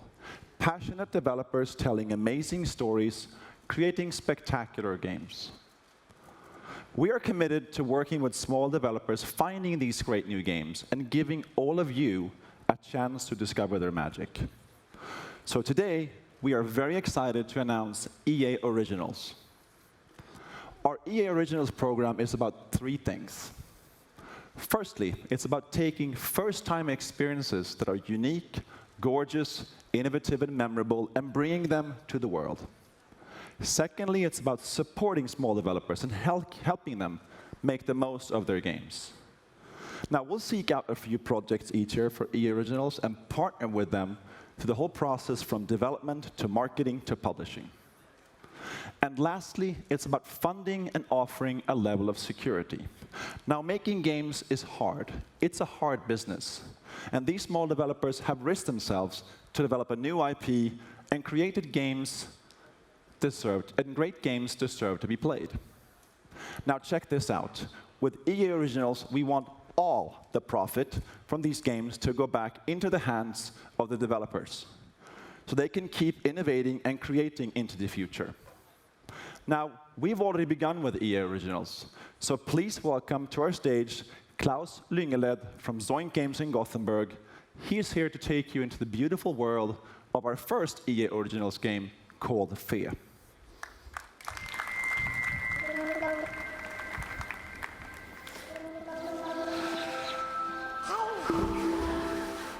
Hi, everyone. Wow, it's amazing to be here, joining you all at EA Play here in Los Angeles. It's really huge for me, and I'm super excited to be here.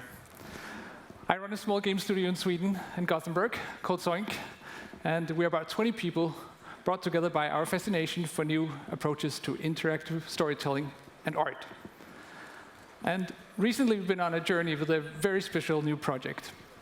And thanks to Patrick and EA, we're here today to bring you along with us. Let me introduce you to the world of Fe. At its heart, Fe is a personal narrative about our relationship with nature. It's a game without words, a celebration of our longing to be one with the world around us. It's a story that reminds us that everything in this world is connected, living in a delicate balance that is constantly on the thread. You awaken as a young cub, all alone in a dark forest glade, and you have no idea who you are or how you got there. But as you spy from the treetops, you'll soon come to know the extraordinary creatures that live in this forest. And you'll find that they are all connected through their own language, a language of strange and beautiful music. See, every animal, every breathing creature, and even the plants, they all have their own unique song. And by learning them, you can connect to the forest, to understand it, to be part of it. Each song you learn will help you reach new parts of the forest and take you ever closer to discovering the secret of your own kind. But you are not the only newcomer to the forest. The silent ones corrupt the forest and spread their silence with each step. As you evade them using stealth and cunning, you will uncover their terrible purpose. This is a game full of discovery, conflict, and relationships. But as you explore the world of Fe, we're not going to hold your hand.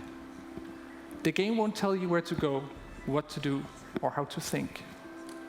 We will set the stage and invite you into the forest for your own personal experience.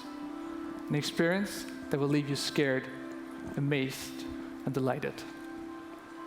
In the forest, your discoveries will be your own. I'm very proud to now show you more about the beautiful world of Fe. Thank you.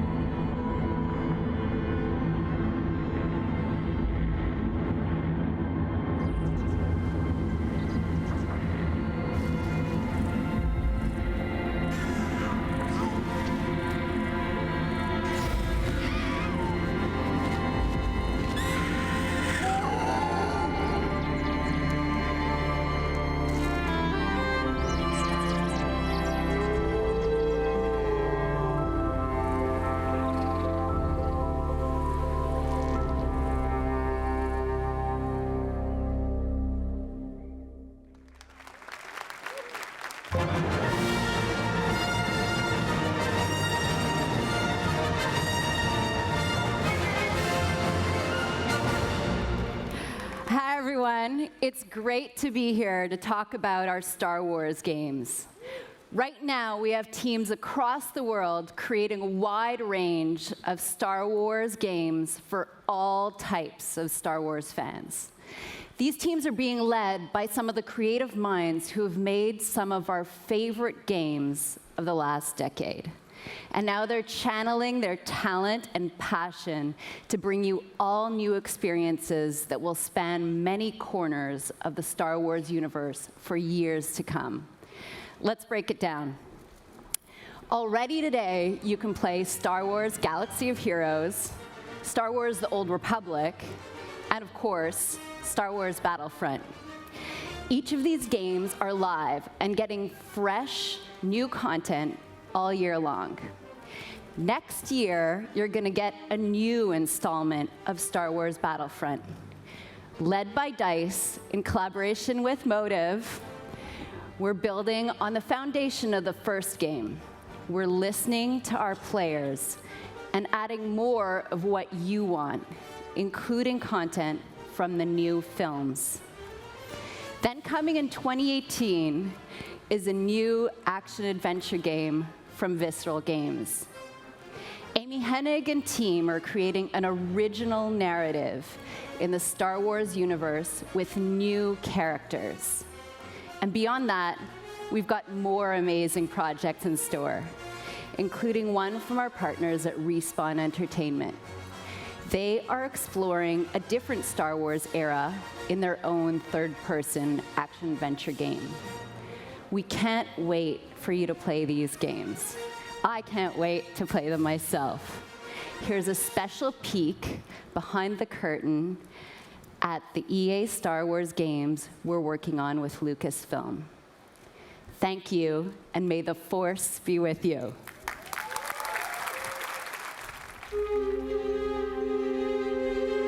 The Star Wars universe is growing day by day with the comics, the films, the games, you name it.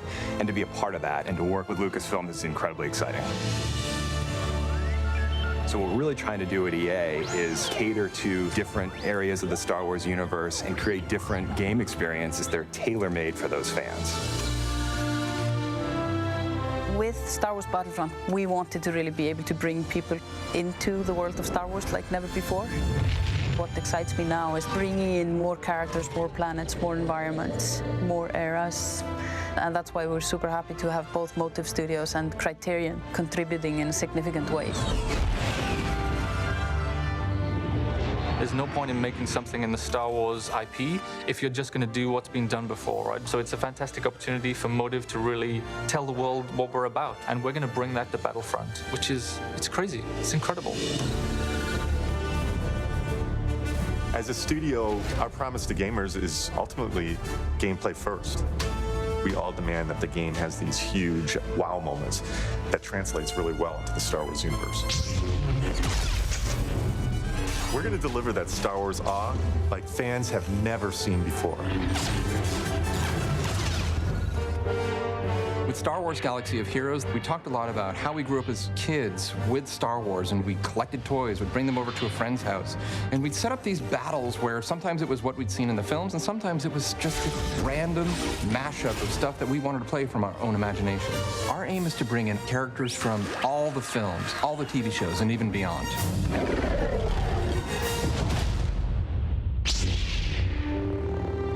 Star Wars is what got me into role-playing games in the first place, that storytelling you did as a kid with your Star Wars action figures.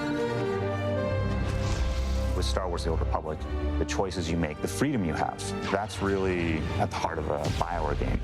And beyond The Old Republic, there are so many stories that we still want to tell. Our goal has always been not to just sort of make a game that is set in the Star Wars universe, but to really tell an authentic Star Wars story. And that's actually a hugely different thing. How do you ground the new and unfamiliar in the familiar? You need the guidance of someone like Doug Chiang to show you the way. One of the great joys of working with Amy is she is like a film director in many ways, because she is telling her story and I'm helping to realize her world.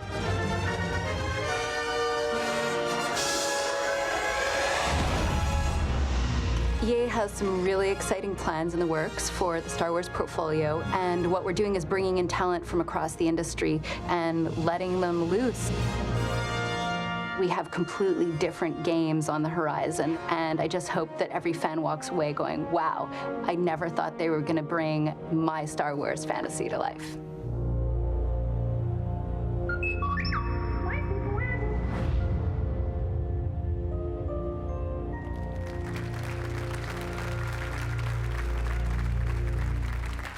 Thank you, Jade, and thank you to all our studio teams working on Star Wars games today.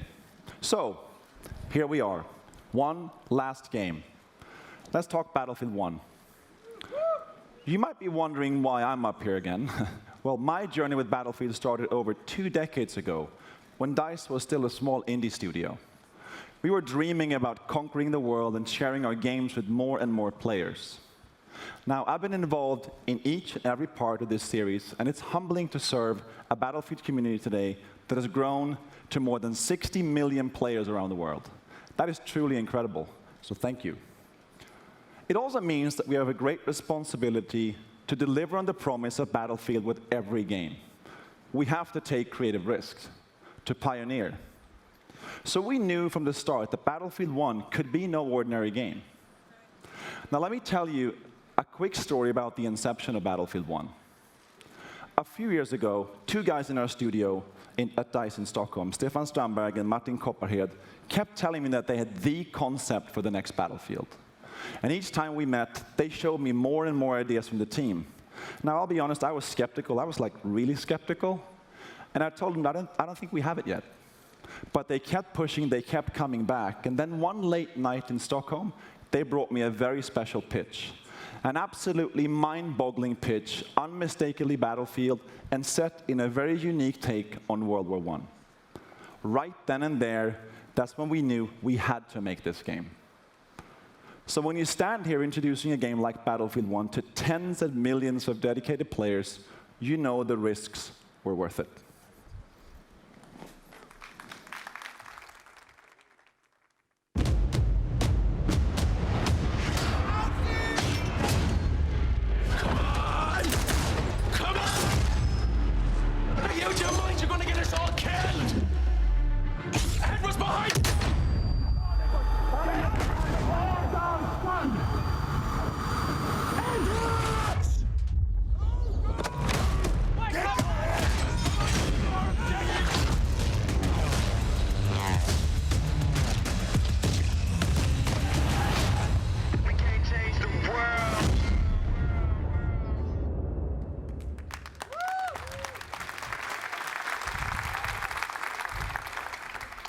So that was just a piece of our EA Play trailer, and you'll get to see the full version in just a bit.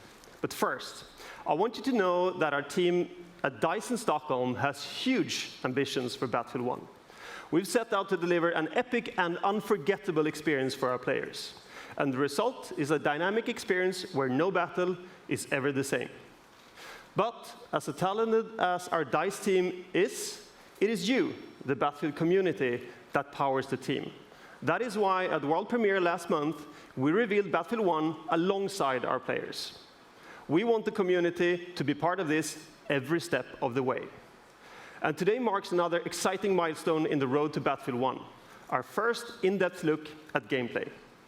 And to reveal that, I'm honored that we have players from our community here to lead the first ever live stream of Battlefield 1 immediately following the press conference. And our host, Jose Sanchez, is with a few of them right now. Thanks, guys. I am excited because today we are going to see actual gameplay straight from Battlefield 1 under the command of 2 solid teams with players like Jamie Foxx, Zac Efron are going to be on those teams. Are you guys pumped for tonight's event? Yes. Jazzed. Can't wait. Dude, stoked. I know I'm excited, and coming up in a few minutes, we have the Battlefield Squad's live stream kicking off. 64 players going head-to-head, 32 v 32 in a best-of-3 matchup, and I can't wait to see wins. Good luck to the both of you guys and your respective teams. Now let's go back up to Patrick and find out exactly what makes this game so epic. Thank you, Jose. So only in Battlefield 1 will you engage in some of the biggest battles ever seen, as you squad up in epic multiplayer matches with up to 64 players. Now that's going to be really cool to watch. And in just a few minutes, you'll get to see how no battle is ever the same. Through the power of Frostbite, intuitive destruction, dynamic weather, and a variety of weapons and vehicles makes this the most immersive and dynamic Battlefield game ever. So let's start by talking destruction, a hallmark for Battlefield. In Battlefield 1, destruction is more intuitive and natural than ever. This creates unlimited gameplay possibilities as you impact the world around you. And next, dynamic weather. Weather will now change unpredictably, so you will need to adjust your tactics based on the conditions. So playing the same map on a bright day or in heavy fog or rain will impact what you see or hear, so you have to adapt your playstyle.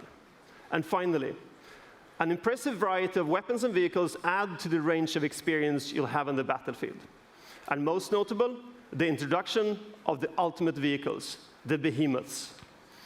The Great War gave birth to some of the largest vehicles ever made, and Battlefield 1 gives you the chance to control these beasts. Take control of an airship, armored train, or a battleship to dominate the battlefield across air, land, and sea. An all-out war has never felt so epic.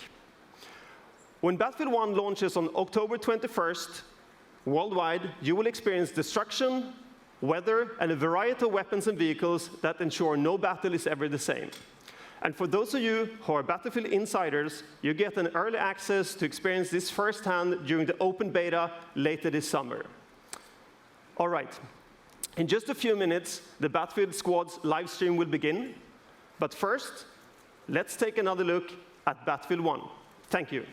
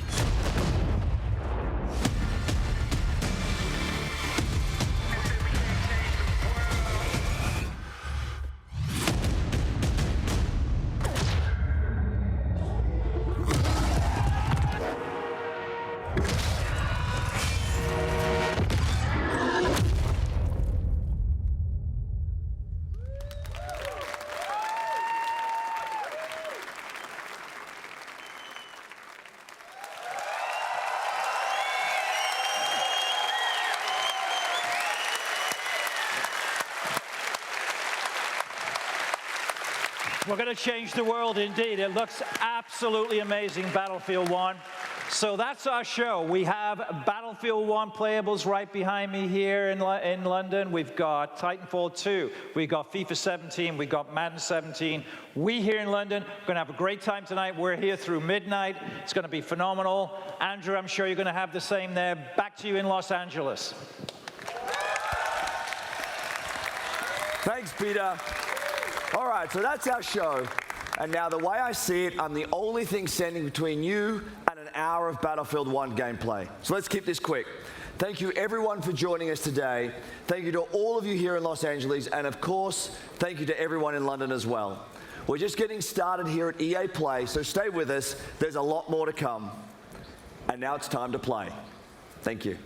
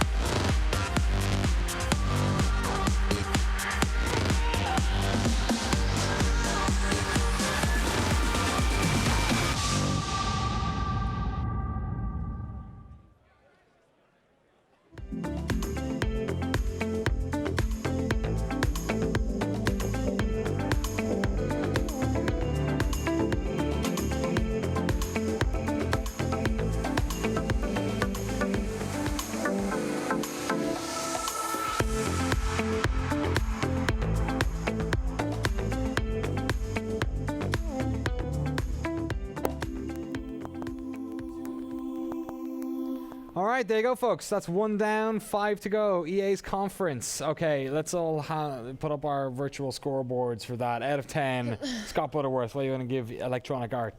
Not a lot of surprises there, and actually there's some stuff that I really wish we'd seen more of. Like, I really wanted more Andromeda, and what we did see was pretty enticing, but it would have been great to get like actual gameplay, something like that. Yeah. So, you know, they kind of played it safe, a lot of really expected announcements. I don't know.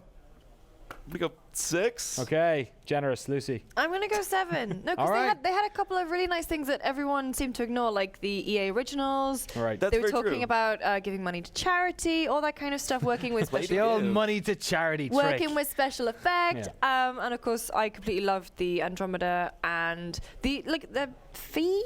Fair. Fair. But you know, that looked Fee. interesting. So yeah, we predicted pretty much all of that, but Yeah, we giving it a go 7. us. We were right about We the did real indie, good. like like last year's Unraveled. It's this year's Fee. Although I like the idea of that program that they're going to be expanding that and encouraging. I mean, you had your chance, Jess. Scorecard. Fair enough. Yeah, I think it's a hard 7. Yeah? I enjoyed it. I actually thought maybe I was more pessimistic. I thought we might see less of Andromeda than what we saw. Yeah. I really liked everything they said. Like everything they said they're working towards for Andromeda is basically like everything I've got on the wish list. Like I can't even think of anything that, you know, I wish they teased at related to that game that they didn't. And what we did see of, even if it wasn't, you know, in-engine gameplay footage, looked gorgeous. Absolutely gorgeous. Fair enough. All right, let's ram through this list of games. Everyone who's watching on the live stream, they're starting to get that Battlefield gameplay event going, but they're going to talk to Zac Efron and Jamie Foxx for about 10 minutes probably, so we'll be done and dusted by the time that thing started, so stick around. I'm jazzed. Yeah, for sure. Get your questions in Twitch and the GameSpot chat as well. Okay, first things first, Titanfall 2. Yeah, you already seen it. That was probably like of the footage they showed of the actual gameplay that we saw during that press conference. That was probably my favorite. I mean, it was also arguably the deepest look at any of the games that they were showing off. I mean, Star Wars, they kind of rolled everything together, but Titanfall, it's like, all right, here's 2 separate trailers, one for multiplayer, one for the single player campaign, which we knew about, but now, hey, it's official. We got this big trailer. We got the kind of creepy AI voiceover and the sort of hinting at this relationship between pilots and mechs, which we had speculated on, but now it's really confirmed, and it was nice to see it in action. Yeah, so the multiplayer looks great. I mean, you can see how like a couple of years as well has really given this engine a bit of breathing room. But I like even like that, transitioning into Titans that are already on the field instead of just jumping down into them. God, I super feel dynamic. like they're just really learning a lot. Like, I mean, obviously Respawn's a team that's proved themselves to be quite reliable, but they also seem to be massively listening to what their fans want and stuff like that. I mean, yeah, single player was like the big ask from last year. This gameplay looks great. It looks like they're incorporating a lot of sweet mechanics. Yeah, from and brand new things Overwatch. to change up the There's From tracers. Overwatch. There's Zarya's ult. They Like are I borrowing went- a lot of those like yeah. sort of added mechanics that are layered on top of the typical first-person shooter looking stuff. Sorry, you were saying? I was saying. Yeah. Yeah, it's okay. I think it looks sweet. I mean, they look like they're, you know, delivering on the grappling and everything like that. Like, they've already got mobility down as such a central theme of what Titanfall is, and it just seems like they're just expanding on that. So it's like everything is faster, everything is parkour and movement and skill-based, and I don't know. I think they got it down. I think they're on the right track. It's going to be interesting what they do with the single-player campaign, because obviously in the multiplayer, like Titanfall is based on this foundation of you being able to move better and shoot better than everyone else. Interested in the single-player aspect of that at all, Scott? I'm happy that it exists. Yeah, I mean, I was definitely with the chorus of people saying, "Where's the single player?" I mean, that's definitely how I like to play games, and I think that there was, you know, a lot of lore simmering under the surface in the first game that you just kind of you could tell was there, but you weren't really able to explore it, given that it was a multiplayer-only game. So I'm excited that they're going to be able to really lean into that stuff and give us more insight into the universe, and it seems like it's going to lend itself well to a single-player experience. So I'm excited to see what they do with it. Yeah, coming real soon, October 28th on PC, PS4, and Xbox One. Okay, they talked about esports for about 15 minutes. Should we just skip over that? Maybe. Esports, that's a thing. Yeah, it sure is a thing. Like, it is I mean, it is a thing. It is. It's, but like, esports is relevant. esports is relevant to the esports crowd. I'm like, to people I who think don't it's like relevant it, it's to like gaming. fair I enough. don't particularly involve myself in esports Yeah. personally, but I think it is very relevant and becoming more relevant as we move forward year after year. I feel like this is the 3rd or 4th year where esports has had a big crowd, and E3 is just not the place to spend That's 10 probably minutes true. talking about it. I mean, the That's same not as that E3 crowd, isn't really the place where we hear about PC games. It's right. just Yeah. So anyway, let's move on. Mass Effect Andromeda. We got a dev diary. Finally. Lucy. Well, yeah. I think they're just going to hold off for Gamescom because it's coming out next year, so they'll want to focus on Battlefield and want to focus on Titanfall. But I was really, to be honest, I was expecting less footage. I was expecting just like, again, the concept art stuff. But what was interesting is that the concept art that they were showing is the concept art we saw like 2 years ago, but this time fleshed out, characters in it, better lighting effects, more movement, and also a first look at a protagonist who everyone was crying out for FemShep in the original trilogy to be the face of the trilogy, and it looks like they're leading with that. Yeah, that's pretty Andromeda. cool. Yeah. I like that. What new ship impressed you? here, the Tempest, looks an awful lot like the Normandy. Yeah. But what I kind of liked is because you also got to see a relay, is that they're kind of holding on to the old Mass Effect, and especially in terms of like just the look of it and some of the keystones, like the Citadel, those kind of things, and some of the creatures and races. But they aren't afraid to be injecting new things, like this new creature here, these new environments. So we get to see an Asari, she's definitely in there, and I think what looks like a Yarg, which the Shadow Broker was. So it's this real mashup of old and new, and I am super excited.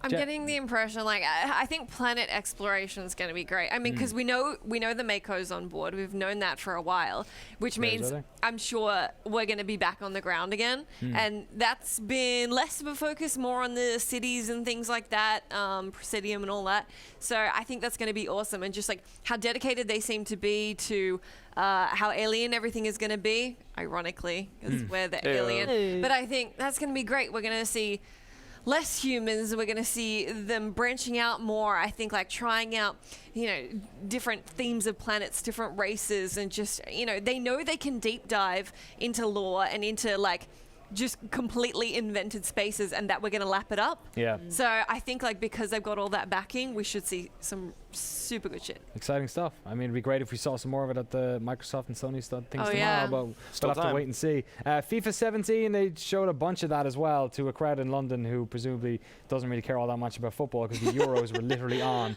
The Germany-Ukraine game was on. It was finishing as FIFA was on. So they showed off single-player stuff. You can never tell if FIFA, Can we how talk it plays. about that opening monologue for a minute? That was unusual. That was... Which, the Jose Mourinho thing? No, or no, Alex Hunter. Yeah. Oh my God. Well, that's like this year's I mean, Hoop he's God. obviously their actor. Yeah, but... It was sort of an odd tonal shift from the rest of the no one else conference. is an actor on the stage. No. So yeah, I guess. Wow. Yeah, they showed that off. I mean, the FIFA, the Journey stuff, we don't know how it ends up. Will it be good like the Fight Night Champions stuff? Will it be not so good like the 2K16 stuff? I don't know. We'll have to wait and see. At least they're trying something new. I mean, it's FIFA's. Yeah, that's interesting. About the first time they've added something this large into the package in about 2 or 3 years. So we'll have to wait and see. They had Arsene Wenger and Jurgen Klopp on the screen, and then Jose Mourinho came out and chatted for a bit. They showed another trailer, and then we were into EA Originals. Zoink from Gothenburg with their little game. Fair. This is exactly what we were talking about. You did. You called it beforehand. What EA does, and I think it's awesome. And I'm glad that they want to do it as a whole thing as well. Like, because obviously they're recognizing, they know they do that, and it's like, well, I mean, clearly you want to make a big deal out of it. But they only showed one. Yeah. So what do we think of it? I think it looks adorable. It looks like Ari. Ori in the Blind Forest. Looks like Ori. It looks a little bit like Tearaway. From the original concept, from the concept art, I thought it looked a little bit like Limbo, but obviously now seeing it in action, it's obviously purple and not black and white. Yeah. So.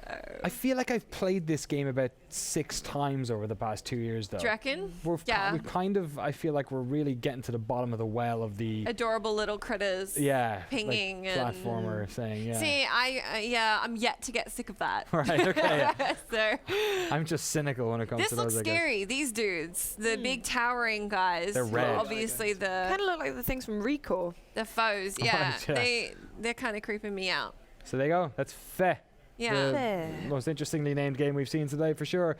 And then we had Star Wars, a whole bunch of Star Wars. And they had Galaxy Heroes and the Old Republic and Battlefront on behind them. Yeah, we're just like, we're making Star Wars games. Did you know? We've already made a bunch. So we're going to make some more. Unnamed games that will probably come out in the next couple years. Yeah, so they didn't name any of these, but they did show... We got baby glimpses. Yeah, little teasers of 3. Yeah. 1, 2, 3. Yep. So I guess I win by default. You do. Damn it. New Battlefront 2017 coming from Motive. Coming out in 2017, sorry. Yep. New Battlefront they showed.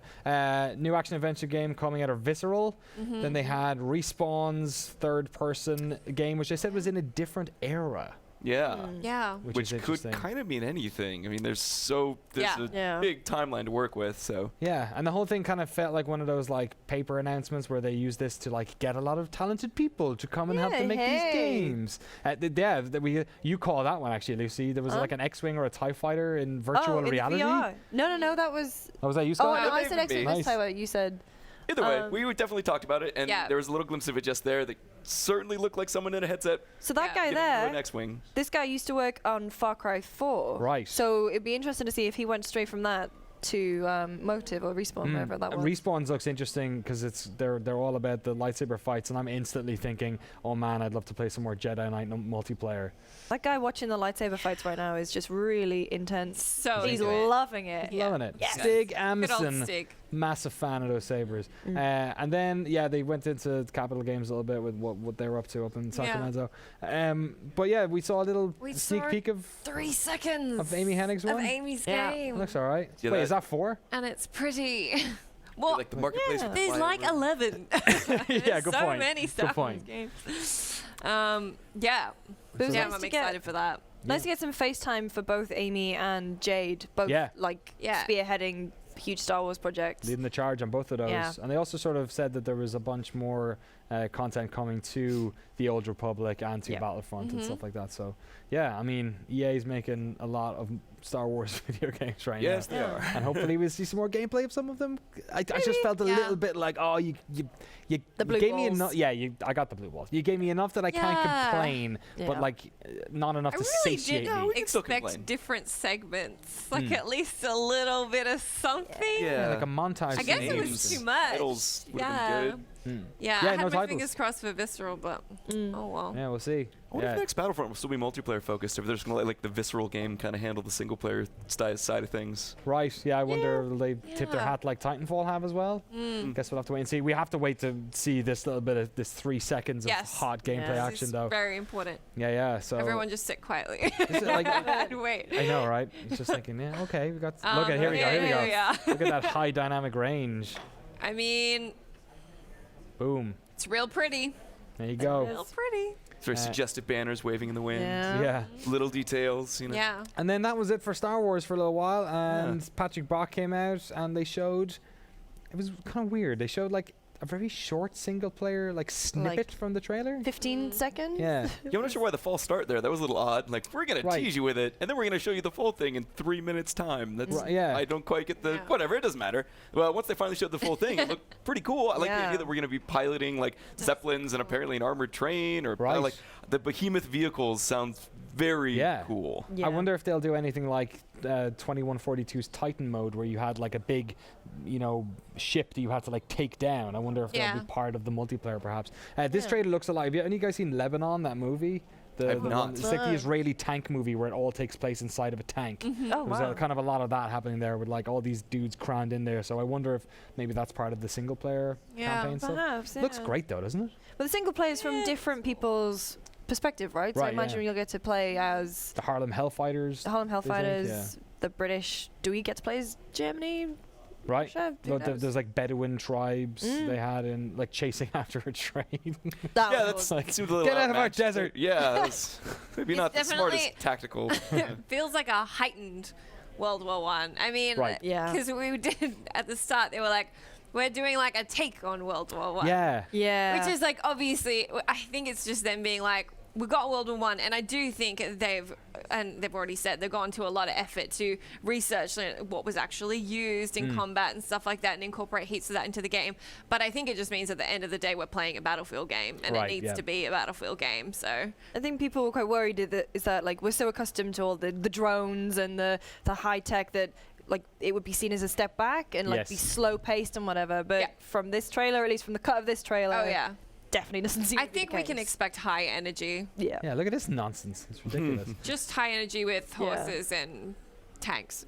And stabbing fools. And planes going way too close to the ground. Zeppelins. And friggin' windmills. Was that a crossbow? Lots of destructibility. They also said there was going to be like dynamic weather coming into it, which they kind of had added into a bunch of the Battlefield 4 maps, especially the ones in the sort of ocean ones, the island ones. Yeah. Yeah, it looks interesting. And that was basically it. That was EA's press conference. They are apparently streaming now the Battlefield 1 multiplayer thing, so we will not hold you guys up any longer.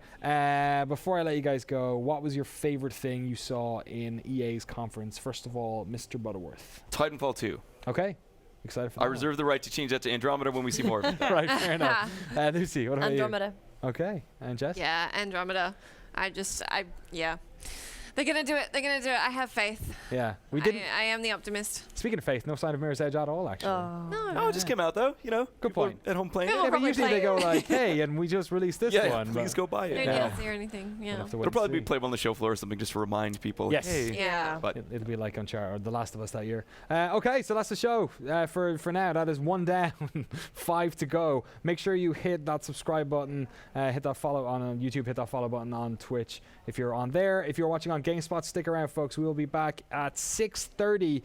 Bethesda's press conference starts at 7. We're already hearing rumors of some crazy announcements coming out of there.